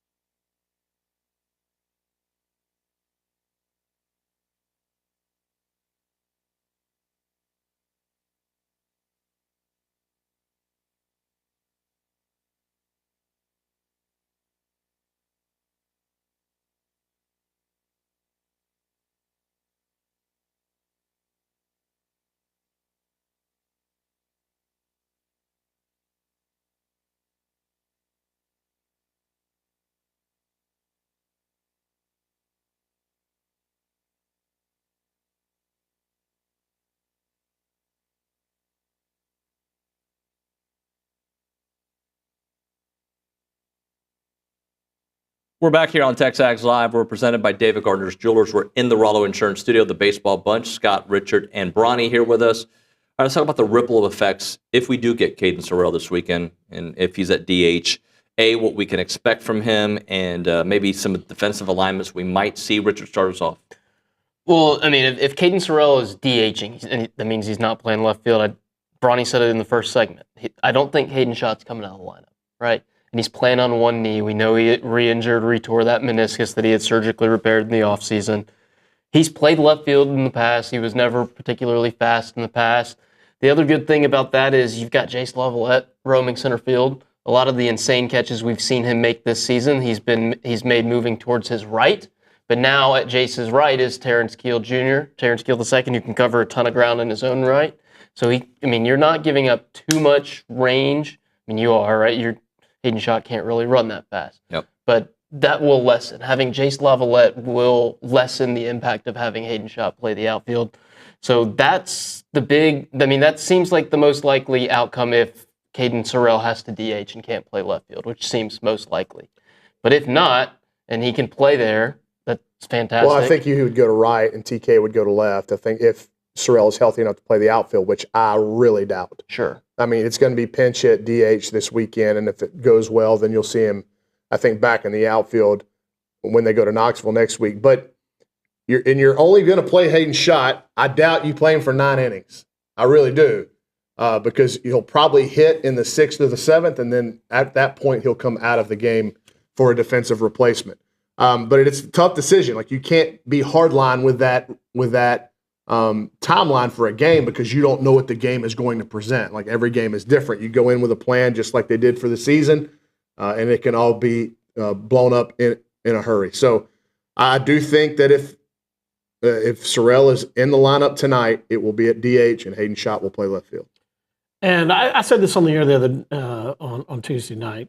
Hayden Schott is going to give you what he can give you. This is not a new injury. He knows what his limitations were. I gave kudos for him for running as fast as he could down to first base. I know I watched MLB games yesterday where guys hit a ground ball back to the pitcher, and they take 4 steps out of the box. It turned into an error because Hayden Schott gave everything he did. And when you talk about a guy that's going to go out there and, coach, I'm going to be as serviceable as I can be defensively. And you know what my limitations are, and I know what the limitations are. And then we can adjust that defense in the outfield around him. Hayden Schott is going to give them that in the defensively, just like when he's running the bases. He knows what his limitations are, and he's going to play to his maximum level. And that's a tip of the cap to him internally, because he could have stopped at the when he got to the runner's box, and that'd have been an out. A&M would have won that game on Tuesday night, but he didn't. And that's what I expect if they put Hayden Schott back out in the outfield. Well, and Richard brings up a good point. Like, one thing that we have not talked enough about is Jace Lavallette's defense this year. It has been exceptional. Scott, you've watched Texas A&M baseball for a long, long time. In my memory, and they've had some really good ones out there, going back to Craig Bratson and Jason Tyner, and even Nick Chorby had some pretty remarkable catches in his time at Texas A&M. But what Jace has done this season out there, the ground he's had to cover, Richard talked about him having to go to his left or right. He's had to run to whichever that open outfield position has been, wherever it's been, either when they were platooning right field or now they're platooning left field. Yep. He's had to make plays to both gaps in a major way, and he's throwing the ball much better. So and look, his production at the plate has improved, right? That batting average, which I know is not a great indicator of hitting success all the time, but it is starting to creep up in that 280, 290 range. I think his quality of at-bats have been good. His final at-bat on Tuesday against Houston Christian, I think he was trying to set the record. I think that entire at-bat, he was trying to set the record. But hopefully, and I think he's mature enough now that he'll go into tonight and just say whatever happens with these plate appearances happens. And I don't think he's looking at that record too hard. But his defense in the outfield, Scott, I don't know that I've watched the A&M center fielder cover that amount of ground consistently that Jace has done. And, like, he got charged with the most ridiculous error I've ever seen at Vanderbilt. It's not an error. He slipped on that turf, which has all the traction of a linoleum floor full of Crisco. And he slipped down on a ball in the gap, and they gave him an error. It was ridiculous. But he has been flawless defensively and has some real highlight reel plays. to add to his file. Well, and he also plays like a guy who's much smaller than him. He takes advantage of his physicalness and his ability to long stride the balls. He's been doing this his whole life, so running full speed at that size, it's not like all of a sudden he grew to that size. He's been doing this a long time, but he plays like a guy who's one of the, 5'11", 155 pound. I'm going to go track it down. I thought Houston Christian center fielder was that guy. They played him shallow, like you saw A&M play Craig Bratson, and then you can flip your hips and go straight back and get a ball. Okay, well, at Jace's size, he can flip his hips and go back and get a ball. I mean, you look at what he does, that's NFL cornerback ability to track, to move, and he's been terrific. And then also what they've got from Ben Royo, who has not made an error and has helped turn 6 double plays in the middle infield. All of a sudden, you're strength up the middle. Bear Harrison's giving you something at the plate. Daggone right he is. He's been really good, Bear. And there's been no fall off in how he's received. So your strength up the middle has not changed, even when you've had a platoon at catcher and now that you've found a guy at second base. So A&M is starting to put those pieces together defensively, and that's why that number's come up. And I think that, all of them need to be credited to that. Gavin Cash as well. Gavin Cash as well over at first base. And I think that that's why if you have to put Hayden Schott out in left field, this team is going to adjust because now they're playing defense with some confidence. They're not worried about making a mistake, and that's when the defensive tide rose, this team rose up with it. Speaking of Ben Royo, he got his first home run. Just some thoughts on Ben? Yeah, I think he's got to continue to be a functional piece of the offense. And what I mean by that is he can't punch out. That should be I hate that goal as a hitter. I hate saying it as an analyst. I would hate saying it as a coach, but that's where he's at. There's some real sock in the back there. Yeah. Like there really is. He's got to be very, very selective with his swing decisions. He's got to hammer fastballs in the zone. And when he gets to 2 strikes, just move it. Because he's a really good athlete. Like, he runs really well. He's probably your 3rd fastest base runner now behind Jace and TK. So can he be a functional element of the offense? We saw that in full display on Tuesday night. He laid down a sack bunt. He had a walk. He homered. Like, he done a lot of things to get himself to first base. I think if he can be that piece, then with the way he's playing defense, he's going to be an overall net positive for this club without question. Because the bottom of the lineup was on base when they turned it over this week on Tuesday night, and it wasn't a black hole there. And that's where I think when you add Sorrell in there and you get one more guy, one more batter, can be a run a game. Can it be what would this team look like with a run and half a game? Because you're putting Sorrell in there when he's still working his way back. Is he going to be 2 runs a game when he's fully healthy and everything's going well? And I think that would be the boost that you see. Then Royo moved down 1. That speed and the things he can do becomes that much more important. All right. On the other side, I want to talk Bear Harrison for a moment, and also we got to talk about lineup too. Because he just brought up a good point. Is like, where do you put Sorrell if he's back? Where do you put him? I've got an opinion. Let's share it on the other side. We'll do that on the other side. Right now, we're talking about the Association of Former Students. If your organization or business is looking for an opportunity to engage with Aggies, then you need to check out the Association of Former Students that puts Aggies of all ages together during marquee events. We're talking about all Aggie Hullabaloo, Aggie Ring Day, The Gathering. They all welcome tens of thousands of guests, and there are many sponsorship and vendor opportunities to get your brand in front of those attendees. These events offer a wide variety of both digital and in-person options to promote your brand and get your name in front of all these awesome people that will be there. And there's going to be some on-site presence, activation, recognition, and social media posts as well. There's also advertising opportunities in both the Texas Aggie Magazine and the Aggie News newsletter, which are seen by over 230,000 people. So if your business is ready to engage with Aggies, choose a partner that's been with the Aggie Network for over 140 years. For more information on options available through the association, please email sponsorships@aggienetwork.com.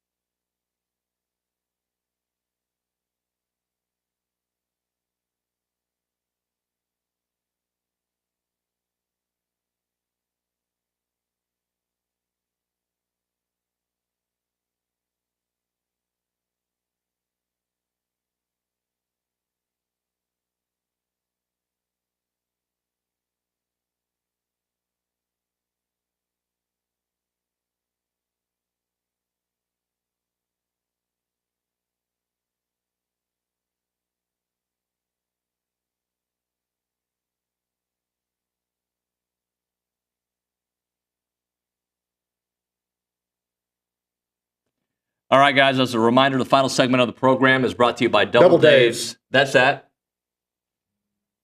10:50. Thank you very much. But right now, caller number 12. 979-693-1150. We're going to hook you up with your choice of a dozen pepperoni rolls or one large one topping pizza. Okay. You know that Double Days have been serving Aggieland since 1982. Four. They have your favorite pizza.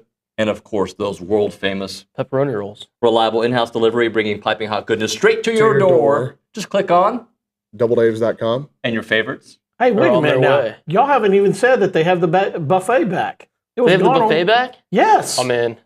My uncle used to work at Double Dave's when he was a student. I'm not going to say what day it is, but I think it's Wednesday, but call Double Dave's. They'll hook you up. Haven't you been putting that in? They only do the buffet once a week? I'm thinking. Got to make a living. I got to call Larry and find out what's the deal. Hey, okay, so guys, let's talk lineup, shall we? Everybody, tell me where you would hit Caden Sorrell. I feel like we got to go last to Bronny, so we're going to go first with Scotty. I think, depending on the health of Cash, Sorrell's batting fifth. They're going righty-lefty. That's kind of what they're doing right now. But if Cash is hooked up and ready to go, I'm going to say sixth. I would say fifth. I would go Kent, Keel, Lavalette, Hensler, stinking dog. Sorrell. I'm trying to go left, right, left, right, you see what he mixed in it too? Yeah. He took my talking point and mixed it into his lineup. I'm trying to get protection for Jace. Calm down. I'm leading off of Caden Sorrell. Calm down. Just because somebody else can have a thought doesn't make it an original I've also explicitly told him and other people why I think that TK is best suited in the two-hole. Okay. And we can because go you get a into righty between those two lefties? No. Because I want a guy that impacts the baseball more consistently, harder behind Jace than TK right now. Because I think the book is out on TK. Yep. They're figuring out how to pitch him a little bit. His quality of contact and the number of hits he's getting has decreased. And if you put him in front of Jace and he does get to first base, then a first baseman is less than 90 feet away from Jace because you have to hold TK on. Yep. In the back of their mind, they've got a good base runner at first, so I pick a little bit more. I'll use some slide steps. Maybe I'm not as sharp with my stuff or my location with Jace in the box because I'm worried about TK. And I just think it opens up a lot more for TK and for Jace. I would hit TK second and Hensler fourth. Now, to your point, what you said about Sorrell is you lead him off. I don't hate that. I don't do it this weekend. Okay. But I'm going to also say about if it's Sorrell or Caden Kent, I think right now to make adjustment to the book that Terrence Kill is going, they're going to work him away.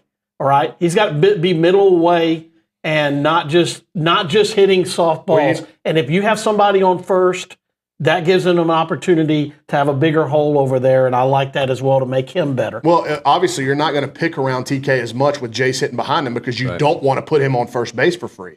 So maybe TK, the pitch usage to him improves with Jace behind him. But to your point about Sorrell hitting first, if he's 100% and he can go and open it up and run, I'd do that. But I don't think that's going to be the case this weekend. Maybe in Knoxville. So with the insertion of a left-handed bat, at some point in the lineup, you're going to have to go left. Yeah.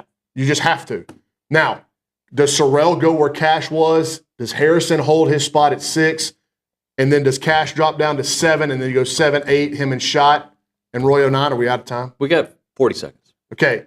That's a decision that is going to have to be made tonight if Sorrell's in the lineup and Cash is in the lineup. Because at some point, you're going to have to go left, whether it's Sorrell then Cash or Cash then Shot, right? Or Sorrell then Shot. At some mixture of that's going to have to happen.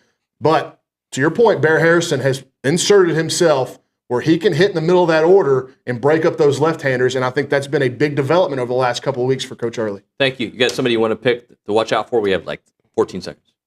Jace. Jace, there it is. I love beating Bronny to the punch. Scotty, last words?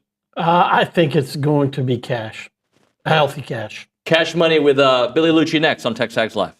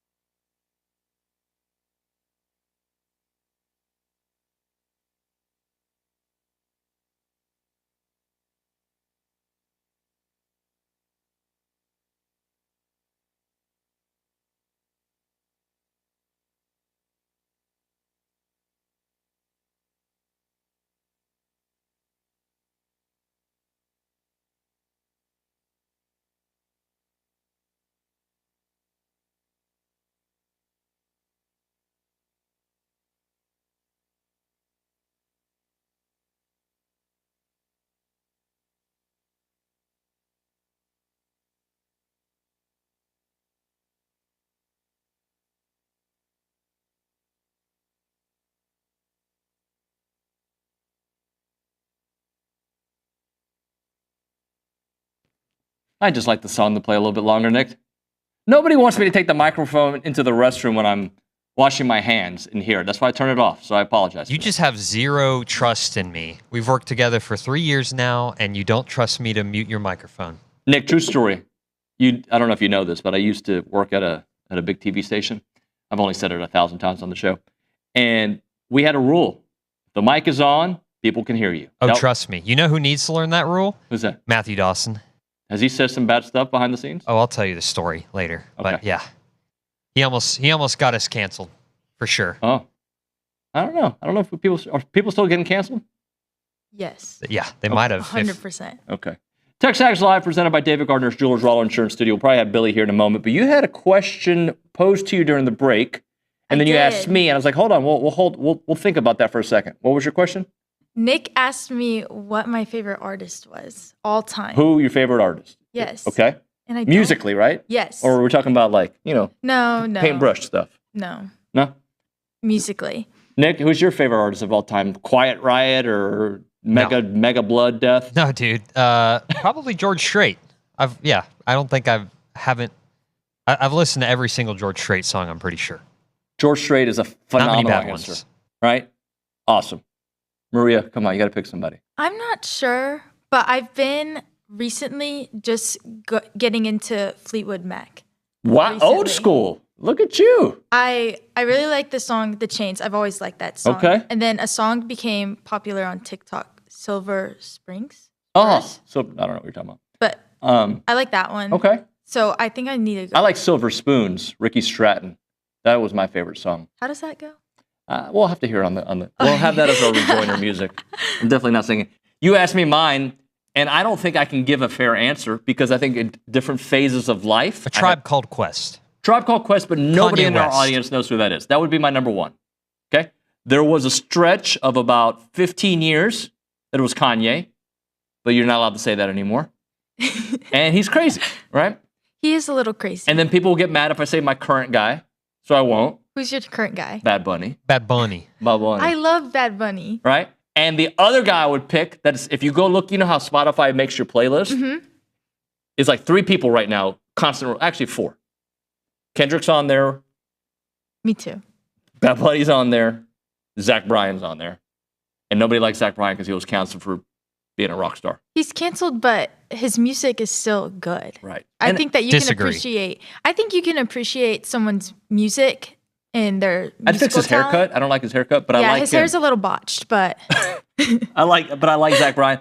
And I know that Nick is a big Morgan Wallen fan. How can he Oh, not really? be? Oh, if it's New Country.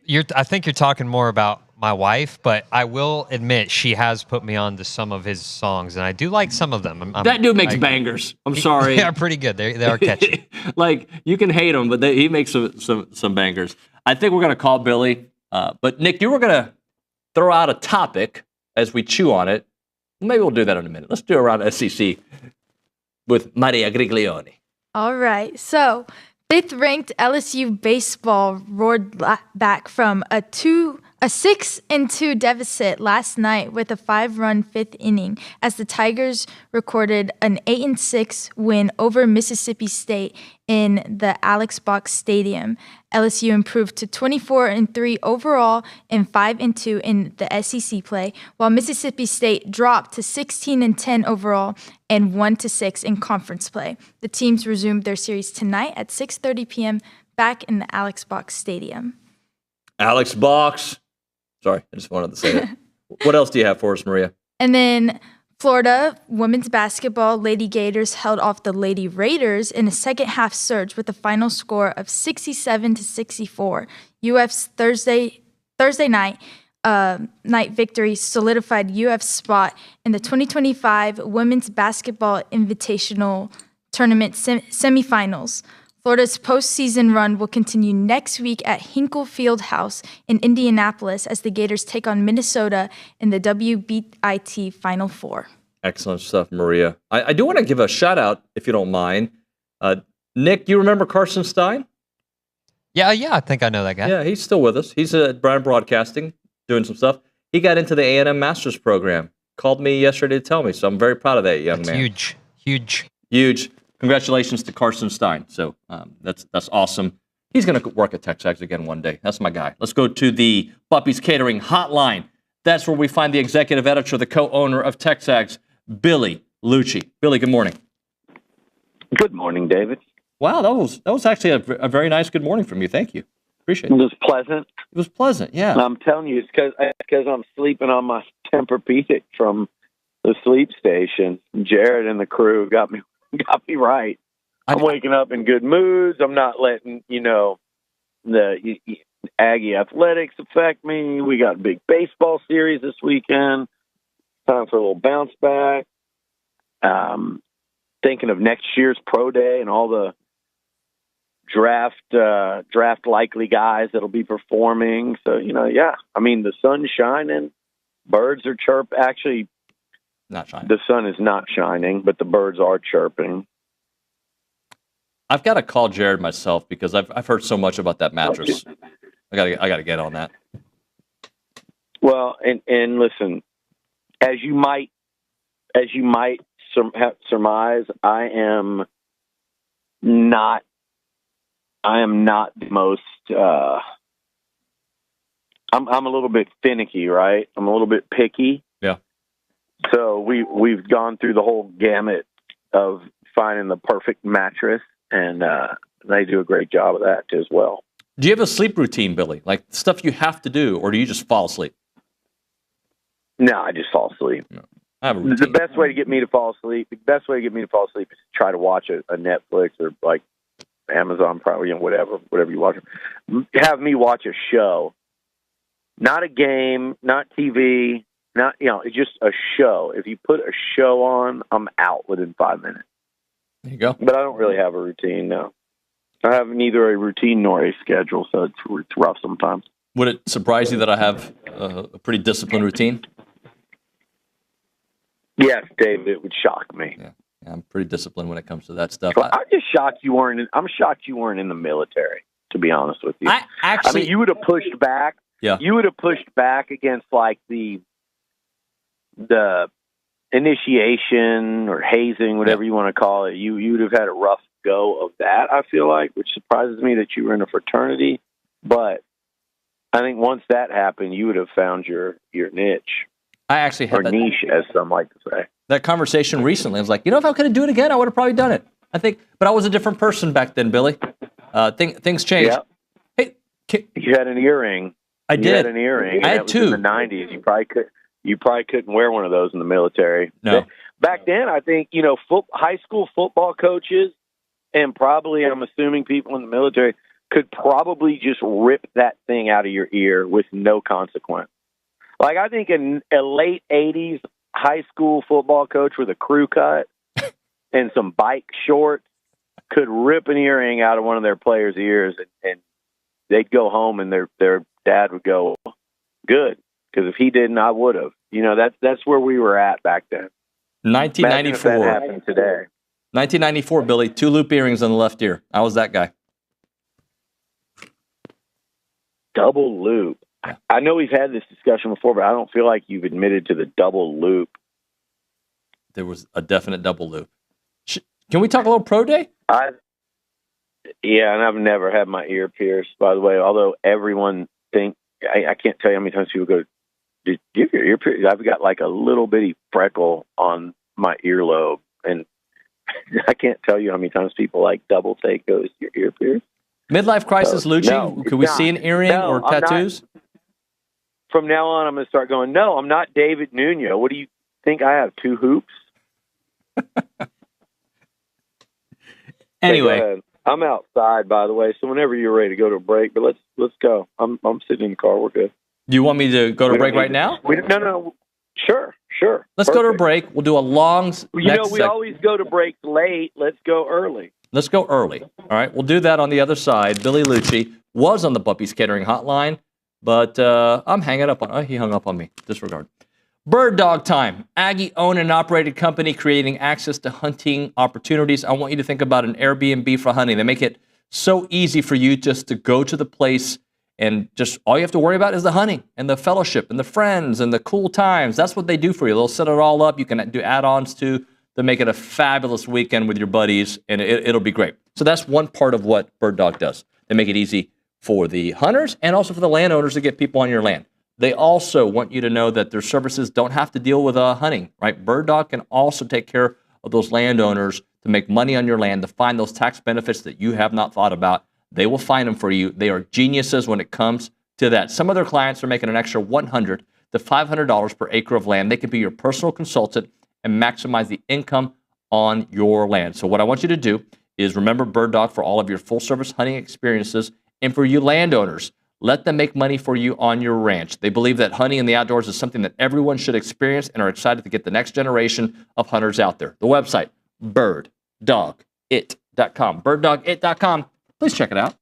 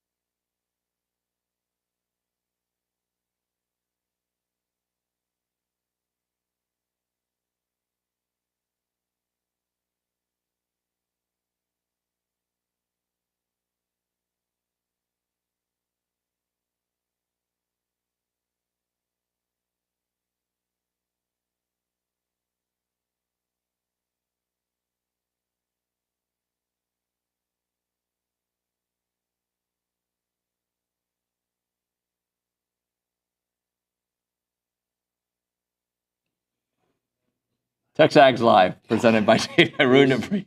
Here's David Nuño on TexAgs, presented by who? The Life Ruiners, David the Gardner Fun Fielders, Sponges, Rollo Insurance Studio. Rollo Insurance Studio, and the Fun Sponge. Take it, rub it all over yourself, and have no fun. Because No Fun Nuño, NFN.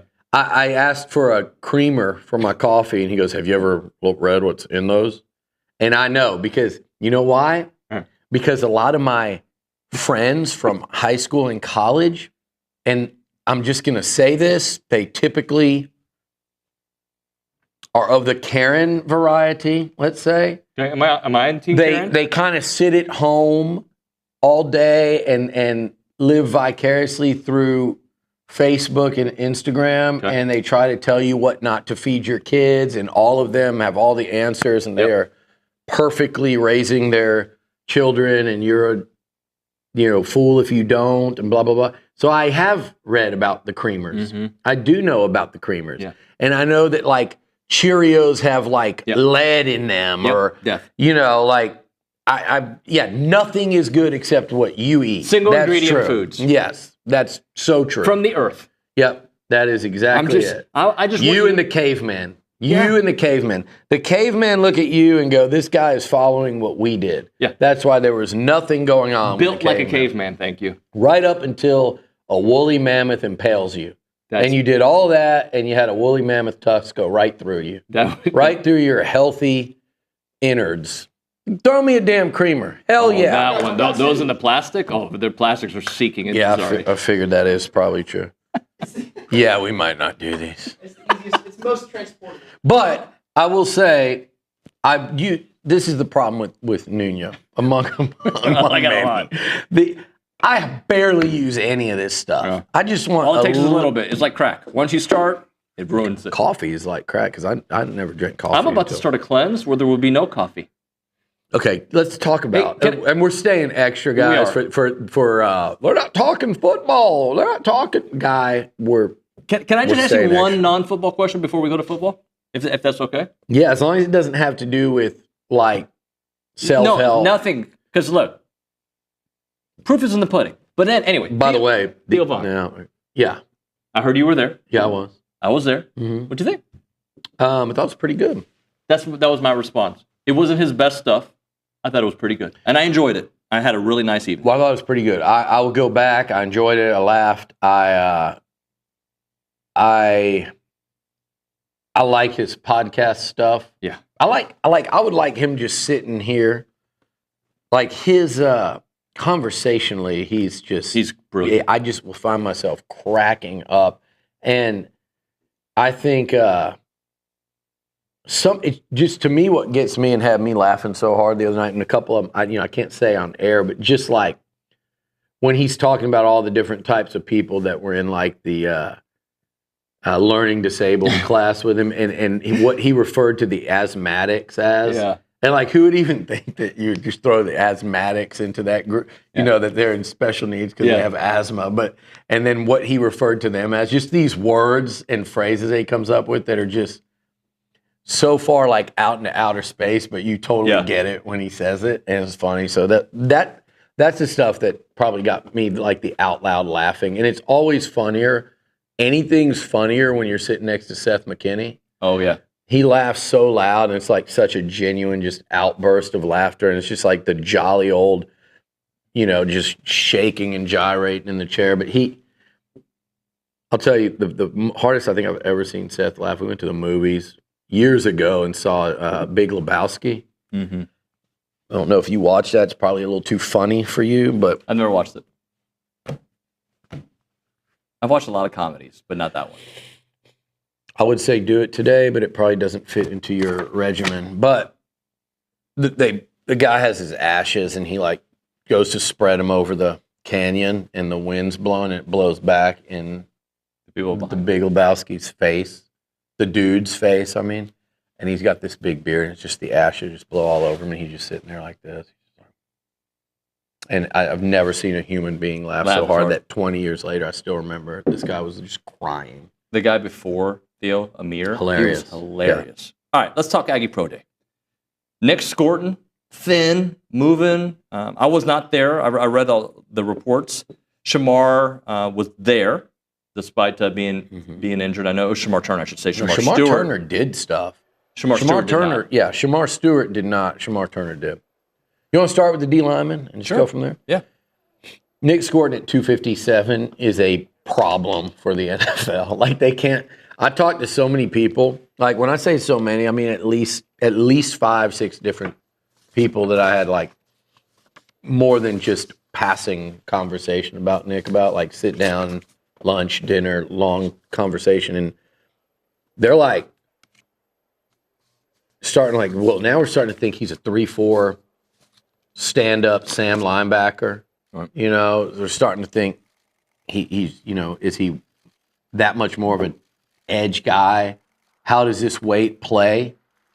How does it play in the NFL? And you know, Nick told me himself 2 days ago, he was out at practice, and he said, man, he played this year at A&M at 290, 291.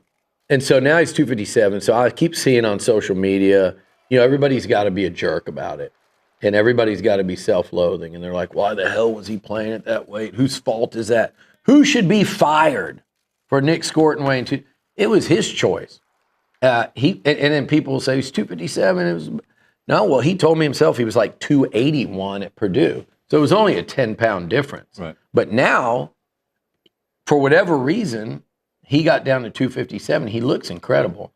He was moving. You know, I know we posted videos. I posted a couple.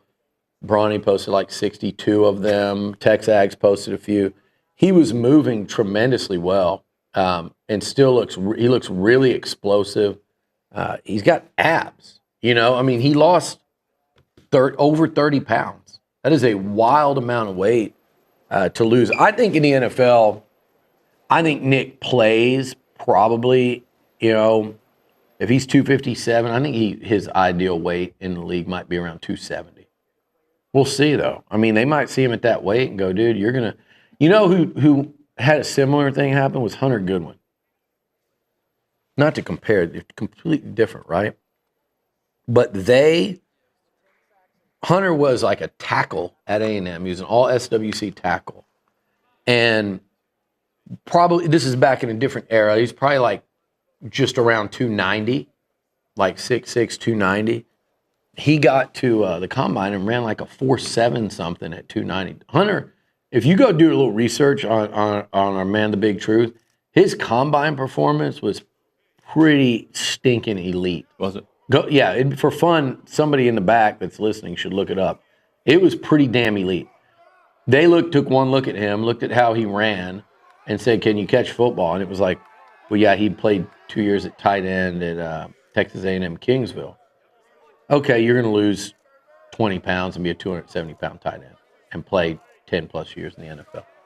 So they might be looking at Nick. Now, they are looking at him, trying to figure out in their heads this answer.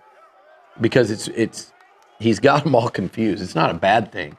They're pretty excited about like the potential now, maybe even more so than ever, but they just don't know. Like, do you play at 260?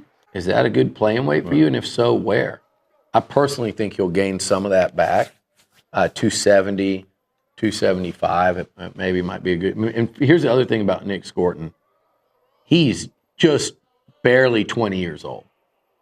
He is really, really young for a guy that's gone through 3 years of college football already. He's very, very young. My point of saying that is he's going to fill out in a way where when he gains that weight back, it's going to be way more muscle. Like, in other words, he might keep that six-pack and just add a bunch more muscle and be one of these. I think he could be a 3-4 edge guy and be an absolute beast. I have Hunter Goodwin's numbers in front of me. Let's hear him. 40-yard dash, 4.97. That's not true. This is what according to NFLCombineResults.com. That's not true. Okay. 4.97? Yeah. How much should he weigh? Where does it have his weight here? 279. I'm going to text him. I'm looking at BMI. No, I'm not going to go BMI. Hold on. Weight, 279. Height, 77.3 inches. Hand Let's size, see. 9.75. Birth date, in October. I don't need to tell people that. I'm saying I'm going to call him a lot. His 40-yard miles per hour, 16.46 miles per hour. His 20-yard split, 2.88. His 10-yard split, a 1.76. His bench press, you want to know how many times he lifted 225? 22 times. They don't have his Wonderlic here. Vertical leap, 31 inches. Broad jump, 115 inches.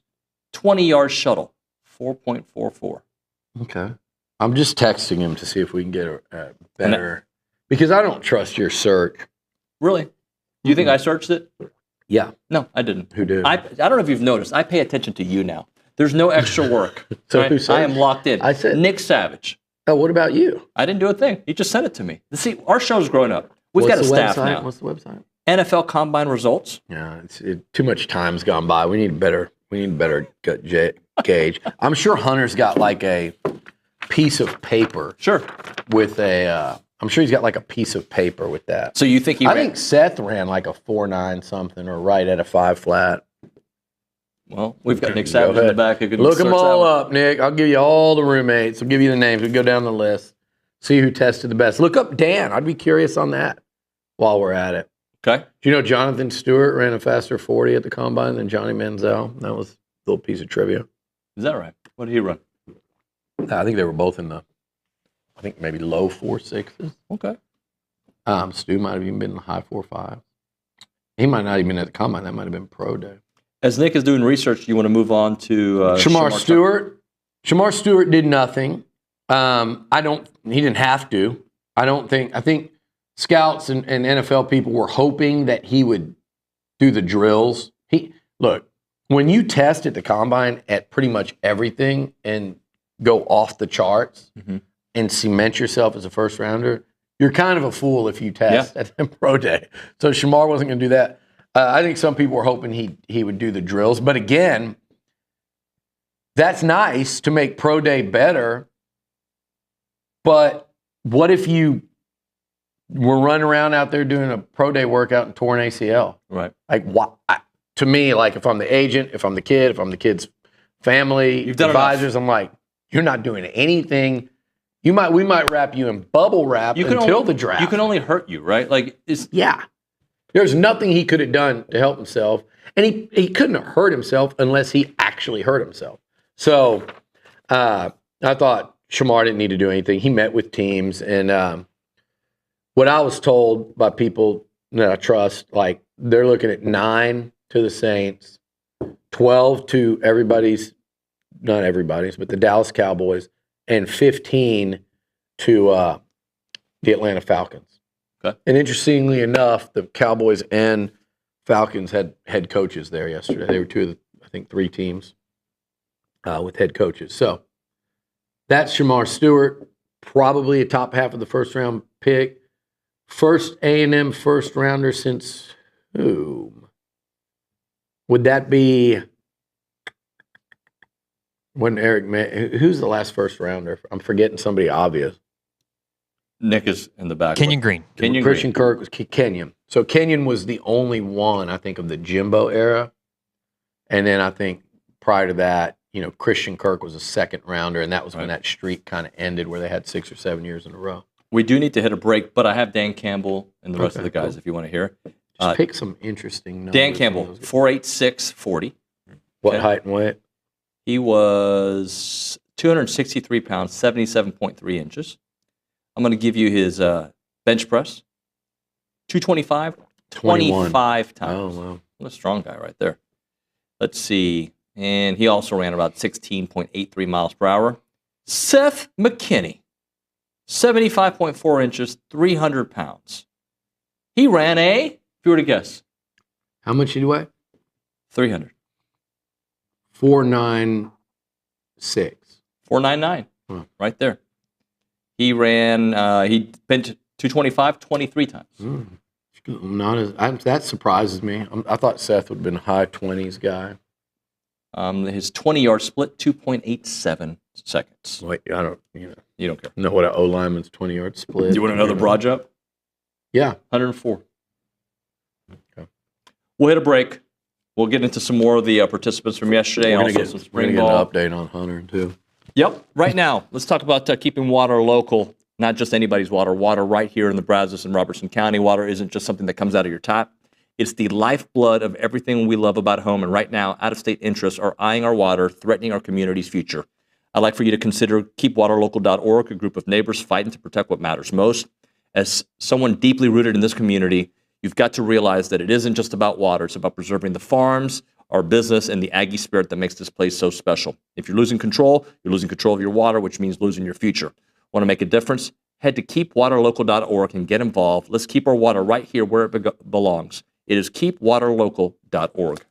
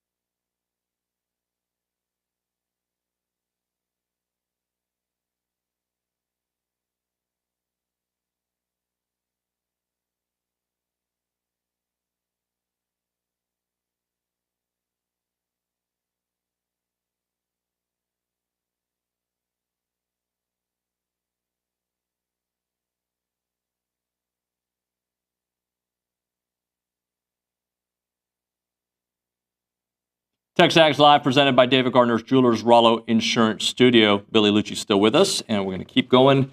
So we touched on Shamar Turner, but he's a guy who's had some injury situations, and he still was active yesterday. Are you hearing anything about him maybe being a day 2 kind of pick? What do you mean by active? What do you mean by active? You said he was still active yesterday. He was active yesterday. He did it, right? He participated. I just like the wording. I was like, what's that? Did I say active? I don't think I said active. Yeah, you did. Maybe I did. He was active. He was active, and Shamar Turner gets a lot of credit this week from these guys for doing that because he was, he's been hurt. Yeah, he played with a fracture in his lower leg all year. Someone close to him showed me the X-ray yesterday. It's a legitimate fracture. In the whatever. I don't know which. I'm not a doctor, so I couldn't really read the X-ray, but it was in a shin bone. One of the shin. I can ask Dr. Mike. Yeah, no, please don't. But the guy played hurt. He played hurt all year. A lot of pain. He fought through it. That earned him a lot of points with the NFL. They're like, damn, dude wants it. He can play through it. Yep. And then he added to that yesterday by participating. He's almost there, but not 100% back, and went through drills and stuff, and didn't test, but went through the drills. And what I heard, and you can see it, you could tell he's not all the way back into football shape. He did it anyway. But what he showed was, at 6, I think he's a shade under. He's 6'3", something, about 300 pounds. I think 295, 296. And the explosive power he's got is what jumps off at everybody. Like, he's just got real, high end, even for the NFL, pop and explosive power. And then you combine that with the flexibility within a defense, and he's a guy that's got them. So what I'm hearing on all 3 is Shamar Stewart, obviously first round, and then Scorton and Turner, probably 3, with Turner as a potential 4, Scorton as a potential 2. But it wouldn't surprise me to see both of them land in round 3. Ja'Day Walker ran a 4.4. 2 guys that really helped themselves. Ja'Day Walker at 6'2", 199 pounds, ran a 4.43 and a 4.45, so he backed him up back to back. As we all know, Ja'Day's got some great catches on tape. He'll block. He told them he'll play special teams. He really, really helped himself yesterday. I think a 37-inch vertical, if I'm not mistaken. I had a post there, David, if you look. But Hunter said, F no, 4.79 at combine. I have proof. I told you he'd have weighing 284. Who is they? 7 question marks. I can tell you they. Effing, not spelled E-F-F, effing insulting. Okay. That's the response I was looking for on my Friday morning. NFL Combine results. F no, 4.79 at combine. I have proof. Weighing 284. Who is they? Question mark, question mark, question mark, question mark. Effing insulting. 1, 2, 3, 4, 5, 6 different texts to send that. Not 1, but 6.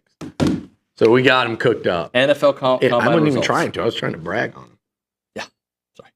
What am I looking up? Your post on the combine stuff. So Solomon DeShields had a nice day. Yep. 6'1 plus 235. I think he ran like a 4.63, maybe a 4.63, 4.61.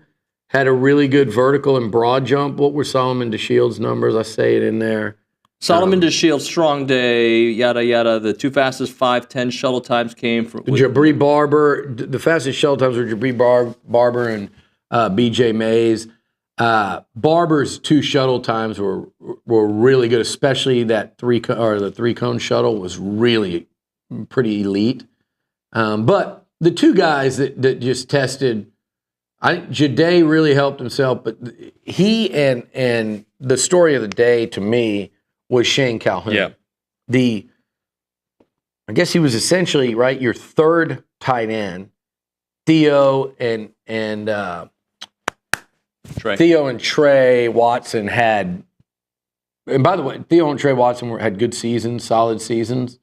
Trey Watson had a nice day yesterday too, but what Shane Calhoun did, some of the scouts I talked to were like, yeah, now I have to go write him up. They weren't even thinking of like presenting him to teams because he barely played here. He had a couple of big plays along the way. Yep. Catches. I think he had a big one against Arkansas. He had that long catch and run against USC in the bowl game. I think a couple others. But to go out there at what was he? He was 6'2", 245, and he ran 4.48. Yep. He not only ran 4.48, he vertical jumped 39 inches and broad jumped 11 feet. Yep. Like those are insane elite numbers for someone his size. If he were a linebacker at that size, because that's like linebacker size, to put up those type testing numbers would be in the top tiny percentile. And had he gone to the combine as a tight end, he might have tested as well as anybody outside like the second round tight ends. I mean, like that was legitimate, like high level testing. The problem is he's 6'2", 245. He's not your prototypical tight end. So I had one team tell me, well, we're actually implementing in our new offense fullback again this year. So we're in the market for fullbacks. That could be a potential destination for him in the NFL is as a true fullback. And I know not too many people use him anymore, but, or as an H-back is what so all of a sudden he's gone from that dude was going to go join the workforce to I fully expect that he'll get a camp invite. I mean, I don't think that type thing plays you into the draft. I'm sure they're pouring over his East Carolina tape right now where he's more productive, but I do think he earned himself a training camp spot yesterday for sure. All right, let's hit a break to a final segment, and then we're going to go long. Yeah. TexAgs We're overtime. going long. We're going long. We'll hit a break here. We'll come back with more with Billy Liucci. You're listening to TexAgs Live, presented by David Gardner's Jewelers.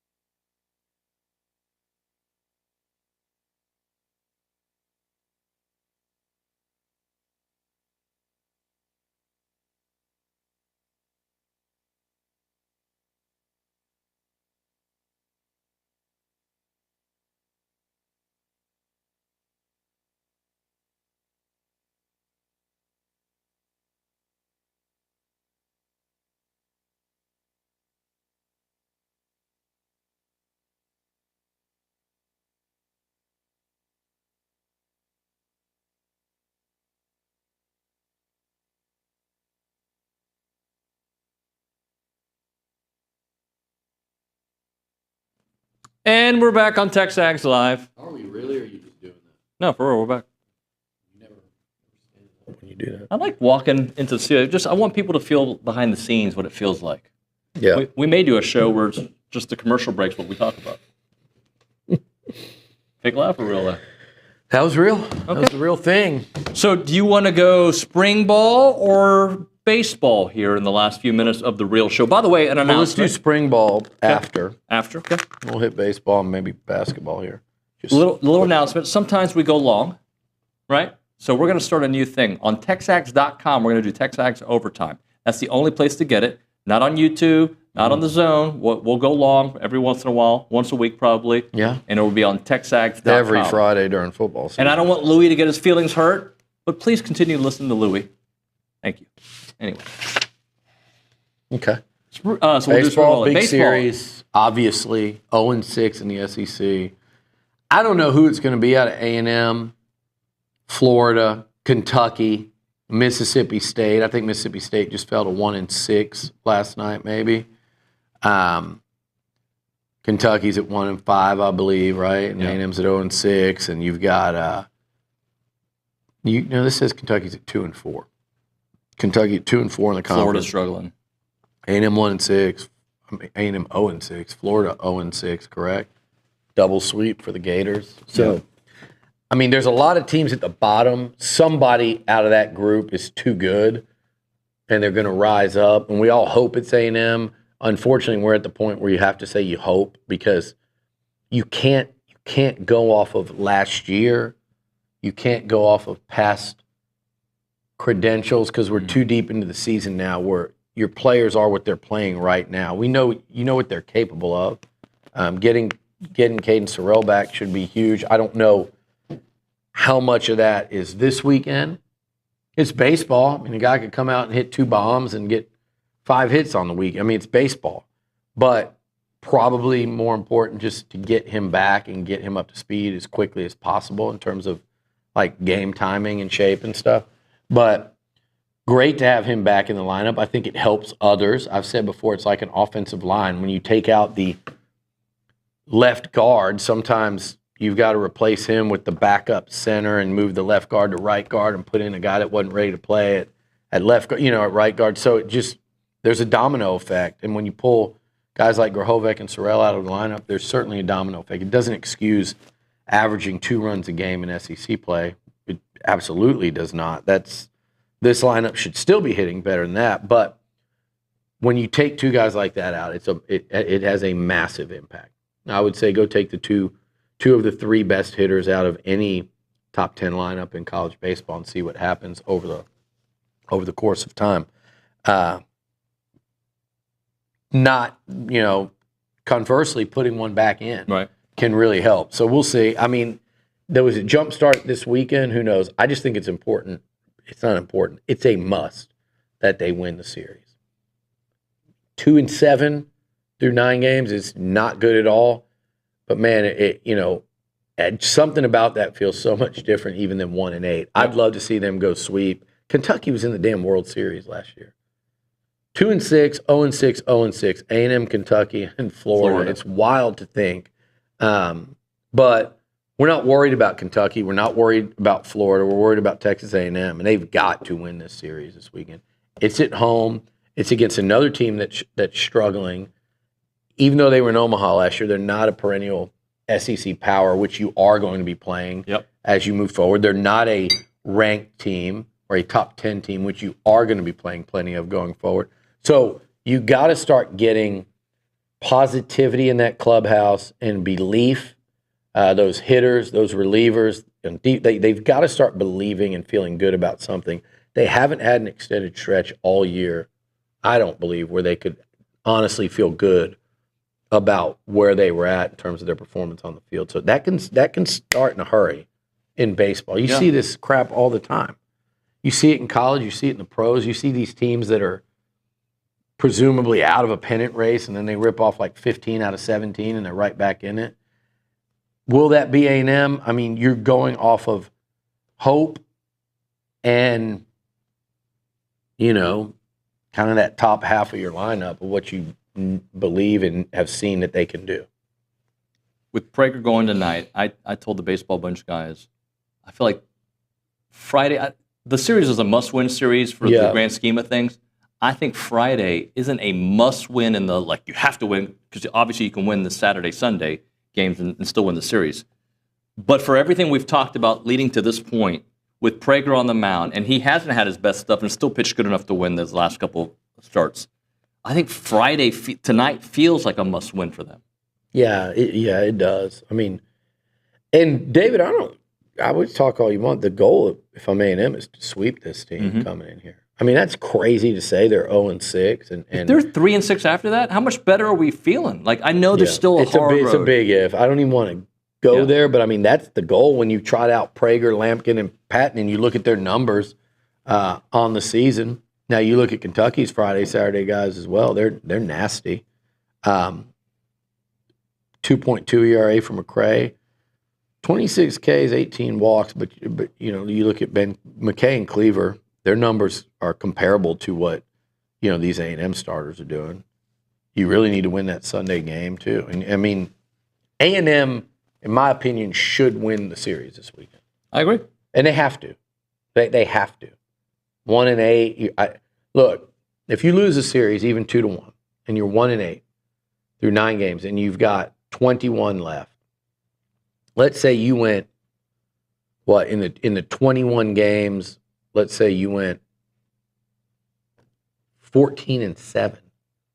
What's that record put you at? That puts you at 15-15. You'd have to go 14-7, win 2 out of 3 the rest of the way with Arkansas, with Tennessee, with Texas, with LSU, Georgia, right? Yep. I mean, man, you might need to sweep this weekend, if we're being honest. And the reality is, you just have to start playing infinitely better baseball. There's nothing they can do this weekend would make me feel good about them getting into the postseason in terms of record, like 3-6, and then you look at all those teams I just mentioned. Right. Say, yeah, you'd have to go or if you're 3-6 to get to 15, you'd have to go, 12 and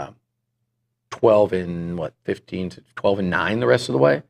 You have to go 12 and 9 against that schedule. That's with a sweep this weekend. So forget, like, you're not getting there this weekend. Right. But you have to play better baseball, like infinitely better the rest of the way, and it has to start this weekend. It's that the margin for error is gone. There's none of it left. Right. You needed to get a game at Vandy. You needed to get a game against Alabama, and maybe this conversation is different. The margin for error is finished. Let's do this, Billy. Let's do TexAgs overtime on TexAgs.com. I would like for those of you who are premium subscribers to go to TexAgs.com, click on the live link, and you'll continue watching us talking a little Aggie sports. We're going to do a little Aggie spring ball on the other side of that. But again, if you're listening on the Zone, keep listening to our good friend Louis Bellina. We appreciate everybody watching and listening. We will talk to the rest of you on Monday morning. Have a good weekend, guys.